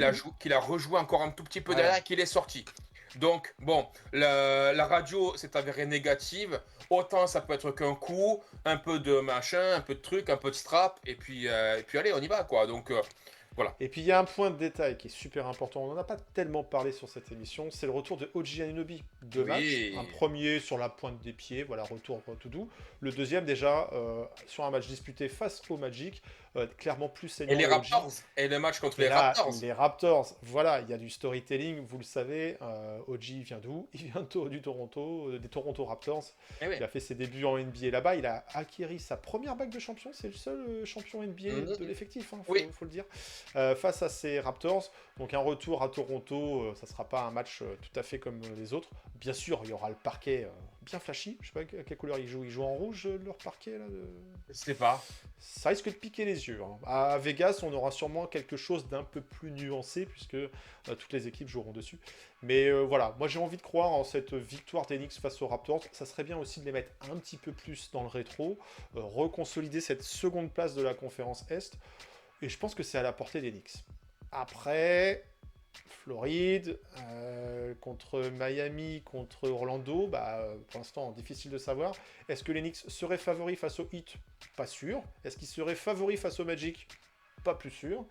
Et puis ça sera dans un contexte spécial à Vegas. Mais quitte à aller à Vegas, bon, allez, faut aller jusqu'en finale, quoi. J'ai envie de voir les Knicks, entre guillemets, représentants de l'Est en ce début de saison à Vegas. Donc moi j'ai envie de dire, peu importe, même si on n'est pas favori et pas non plus franchement outsider, ça se jouera sur un match, tout peut se passer, mais j'ai envie de voir les Knicks moi en finale, puis après advienne que pourra, et ça on en parlerait la semaine prochaine, puisque le match de la finale aura lieu, c'est quoi, c'est dans la nuit de mardi à mercredi de la semaine prochaine à Vegas.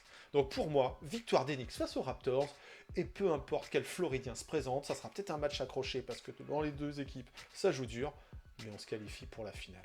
Voilà mon pronostic. plutôt d'accord. Je pense qu'on peut les taper en ce moment. Toronto est dans un mauvais mood là. Ça, en plus, ouais, les trois défaites consécutives, c'est 3 défaites à la maison. En plus, hein, c'est des matchs à la maison. Alors peut-être qu'ils vont essayer de conjurer la tendance du moment, mais tu l'as souligné, on a aussi nous le retour d'OG Anunoby qui va être mis sur Brandon Ingram. C'est pas cadeau, c'est pas génial pour Ingram, je parle. Donc on a quand même des arguments à faire valoir dans cette cup. Donc je pense qu'on est dans la capacité à pouvoir remporter ce match. Et derrière, j'espère juste pas rencontrer le hit de Spoelstra, parce que moi, Spoelstra, c'est quelqu'un que j'estime... Bon coach. que j'estime énormément, et dans des matchs comme ça, lui, il les connaît. Lui, il sait comment arriver à faire déjouer une équipe. Il sait, enfin voilà. Donc moi, Spoelstra, je m'en méfie comme de la gale, quoi. C'est un super méga bon coach. Donc s'il venait qu'à passer ce tour contre le Magic, il faudra passer ce tour contre le Magic, c'est pas gagné. Mais s'il le passe, attention, le hit, ok, le hit de Spoelstra, attention. Donc voilà, écoute, allez, moi je te suis là-dessus, je te dis Ok. 2-0, je te dis on tape les Toronto Raptors et on se qualifie pour la finale. Ça me semble pas mal. Et si on fait un petit coup de science-fiction, qui on voit sortir de l'Ouest, du tableau de l'Ouest? C'est sûr que le favori tout désigné est OKC. Le favori Mhm. tout désigné est OKC, mais toujours pareil, Mais, dans mais, un match en confrontation directe, je pense que la finale sera OKC Lakers. Les Lakers sont vraiment très forts, et je pense qu'il manquera peut-être un peu trop de talent aux Spurs pour arriver justement à trop les titiller. Et OKC dans sa lancée, ça va dérouler, il n'y a pas de problème. Donc, d'accord. mais je pense que la finale va être contre les Lakers, c'est là pareil. Comme pour le hit de Spoelstra, match à élimination directe. Attention LeBron, Mhm. attention Doncic, Luka. Et Reeves, oui, eh oui. Donc Ayton. attention ces joueurs-là. Mais tu vois déjà, on a deux mecs qui, en la personne de Doncic et surtout LeBron, connaissent ces ambiances, connaissent ces moments-là, LeBron a déjà gagné la Cup. savent se sublimer dans ces moments-là. Ouais. Les Lakers sont éternels. Donc, qui va sortir de là? Là, clairement, je peux pas en parler. Je peux pas dire. OKC Lakers. La tendance voudrait OKC, mais les Lakers, Moi ils je dis sont. Lakers. Moi je Ben, dis Lakers. LeBron, on sent que ça sent la fin, ça se rapproche. Son coup de pub là pour NC là en début de saison là, décision, pas décision. et puis il a Gagner une des petite blessures. cup, gagner une petite cup, Il a des c'est à la blessures portée de je vieux. pense. Il a des blessures Bah de oui, vieux oui, en plus. Il a c'est asiatique. Il a de l'arthrose. Et et tu vois, il commence à avoir plus l'âge de de ses 40 artères. balais hein. Ouais, ouais. Ouais. Plus de Chapeau à 40 lui. balais. Mais il commence à être rattrapé un peu par les blessures de Vioc, là, les trucs, tu sais, oh, j'ai mal au dos, et la petite chauffeuse, et la petite truc. Donc, c'est peut-être son tour d'honneur. Donc, Peut-être. il voudra tout donner. Et non, il faut jamais enterrer les Lakers. Jamais. Un peu comme les Celtics, on peut pas enterrer certaines équipes. Les Knicks, on les a enterrés souvent, à juste titre. C'est pas le même background, les Lakers. C'est clairement pas. Mais du coup, moi, je vois les Lakers arriver. Et un petit Lakers-Knicks en finale. Ça, en termes d'audience, GB machin, vs Doncic. en plus, tiens, voilà quoi. C'est... Bon, après, ok, ici, il y a Artie contre les Knicks. Bon, il y a des choses, Non, intéressantes. mais. Non, finalement, cette cup, elle nous hype un peu quand même, il faut le dire. J'espère que vous aussi, au regard de ce bracket, vous êtes plutôt intéressés par cette mini-compétition. Match à élimination directe, on est un petit peu dans les délires universitaires, Final Four et compagnie. Non, faut accepter ça et profiter du spectacle. Oui, il y a de l'argent, mais en même temps, NBA égale argent, donc... Est-ce que tu as vu que dans la famille, des Nova Boys, il y en a un dernier là qui est en train de s'ajouter à la liste de ceux qui réussissent, le Colin Gillespie Alors, celui-là, je n'ai pas suivi... Colin Gillespie, ou Gillespie, je pense qu'on dit Ah, Gillespie, c'est ça, c'est ta prononciation est pas bonne. pardon, c'est vraiment la petite révélation des Suns en ce début de saison. Oui, avec sa petite moustache, là. Un arrière, un petit blanc, un arrière là qui score à tout va, et en fait, ce type-là, a fait partie Nova Boy. de l'équipe de Villanova, a fait partie de l'équipe de Villanova des Nova Boys, de Jalen Brunson, qui a un poteau, Ok. de Michael Bridges, qui a un poteau, alors pas Hart, mais de Dante DiVincenzo, parce qu'Hart était déjà parti, mais il est du second titre avec un vrai rôle. Ok. Donc c'est un proche de la famille des Nova Boys, donc voilà, c'était marrant de Bon, alors, souligner. ok, d'accord. Une finale Suns, Knicks, ok. Grosse cote, quand même, grosse cote. Hein. Putain, alors là, ouais. Hein. Ou alors, sinon, une grosse cote, qu'est-ce qui serait la plus grosse cote? Un petit Suns Raptors? Je veux dire, personne, voilà. C'est vrai que- Vraiment, on a parié dessus. Alors, Suns Raptors, ouais, je pense que tu mets 10 centimes, tu gagnes 1 million. Hein, c'est... Voilà, à Vegas, cling cling. Bon, bah, en tout cas, Par dites-nous en contre, commentaire par contre, ce que les vous audiences, c'est pas cling cling. Les audiences, c'est. Bon, si le Canada gagne un deuxième titre. Ouais, c'est vrai. Bon. C'est vrai, le Canada. C'est vrai que, ceci dit, c'est vrai que je suis con là-dessus. Parce que c'est vrai que les Toronto Raptors, on l'a vu, mais ils sont hyper suivis au Canada. Et du coup, ouais, s'ils vont en finale, ouais, ça. Alors, par contre, on sera pas sur des records d'audience, hein. Mais en termes Mais il y nationaux, je crois. aura un suivi. Il y aura un suivi. En tout cas, il y a des jeunes équipes, il y a des équipes un peu plus confirmées, un peu plus sûres d'elles. Voilà, on verra comment les Knicks vont se comporter là-dedans. Mm. On a envie de dire qu'il y a matière à aller un peu plus loin que d'habitude. Et puis ça fait une sorte de répétition avant les échéances du printemps. Le printemps, c'est encore loin. Faut prendre la forme du moment et profiter pour essayer, pourquoi pas, de glaner un petit trophée de plus. Hein. C'est pas comme si notre vitrine en débordait. Bon. On va bientôt rendre l'antenne. On vous rappelle la sortie du t-shirt des futurs champions de la Cup. Ah ouais, tiens, on aurait peut-être pu mettre une sorte de Cup là-dessus en plus. Sait-on jamais, si on est champion, on peut faire un petit ajout. Allez. Bref, en tout cas, tout ça, c'est pour vous rappeler qu'il ne faut pas hésiter à renouveler ou à prendre votre adhésion à l'association. Bien sûr, il y a aussi toutes les activités et les événements qu'on propose. Le voyage, ça va se fermer prochainement. Donc, si vous voulez partir à Washington et New York en février prochain, foncez parce que c'est les derniers instants. Ça serait quand même dommage de rater le premier match de Giannis avec le maillot des Knicks, quoi.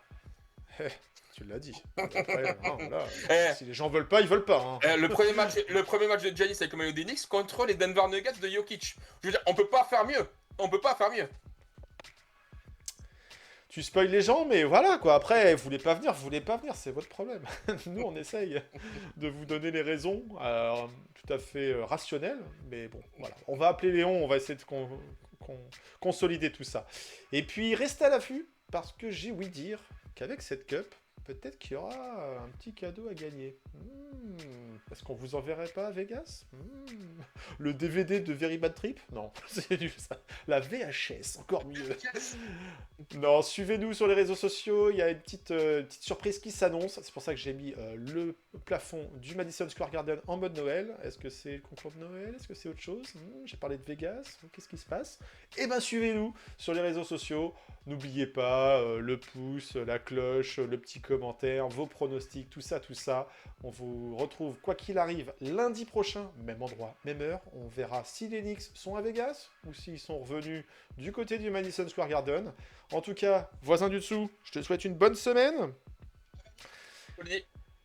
Et puis portez-vous bien. Knicks in 6? Bah non, il n'y a pas autant de matchs à jouer cette semaine. Mais Knicks à Vegas? Ouais, pourquoi pas. Ça peut être une Knicks in free. 3-0. Allez, 1 et 2 et 3-0. Bon, la finale, vous le savez, c'est la semaine prochaine. D'ici là, on aura l'occasion d'en reparler dans l'épisode 139. Le 138, c'est terminé. À bientôt les amis. Et n'oubliez pas, salade tomate oignon. Ciao ciao.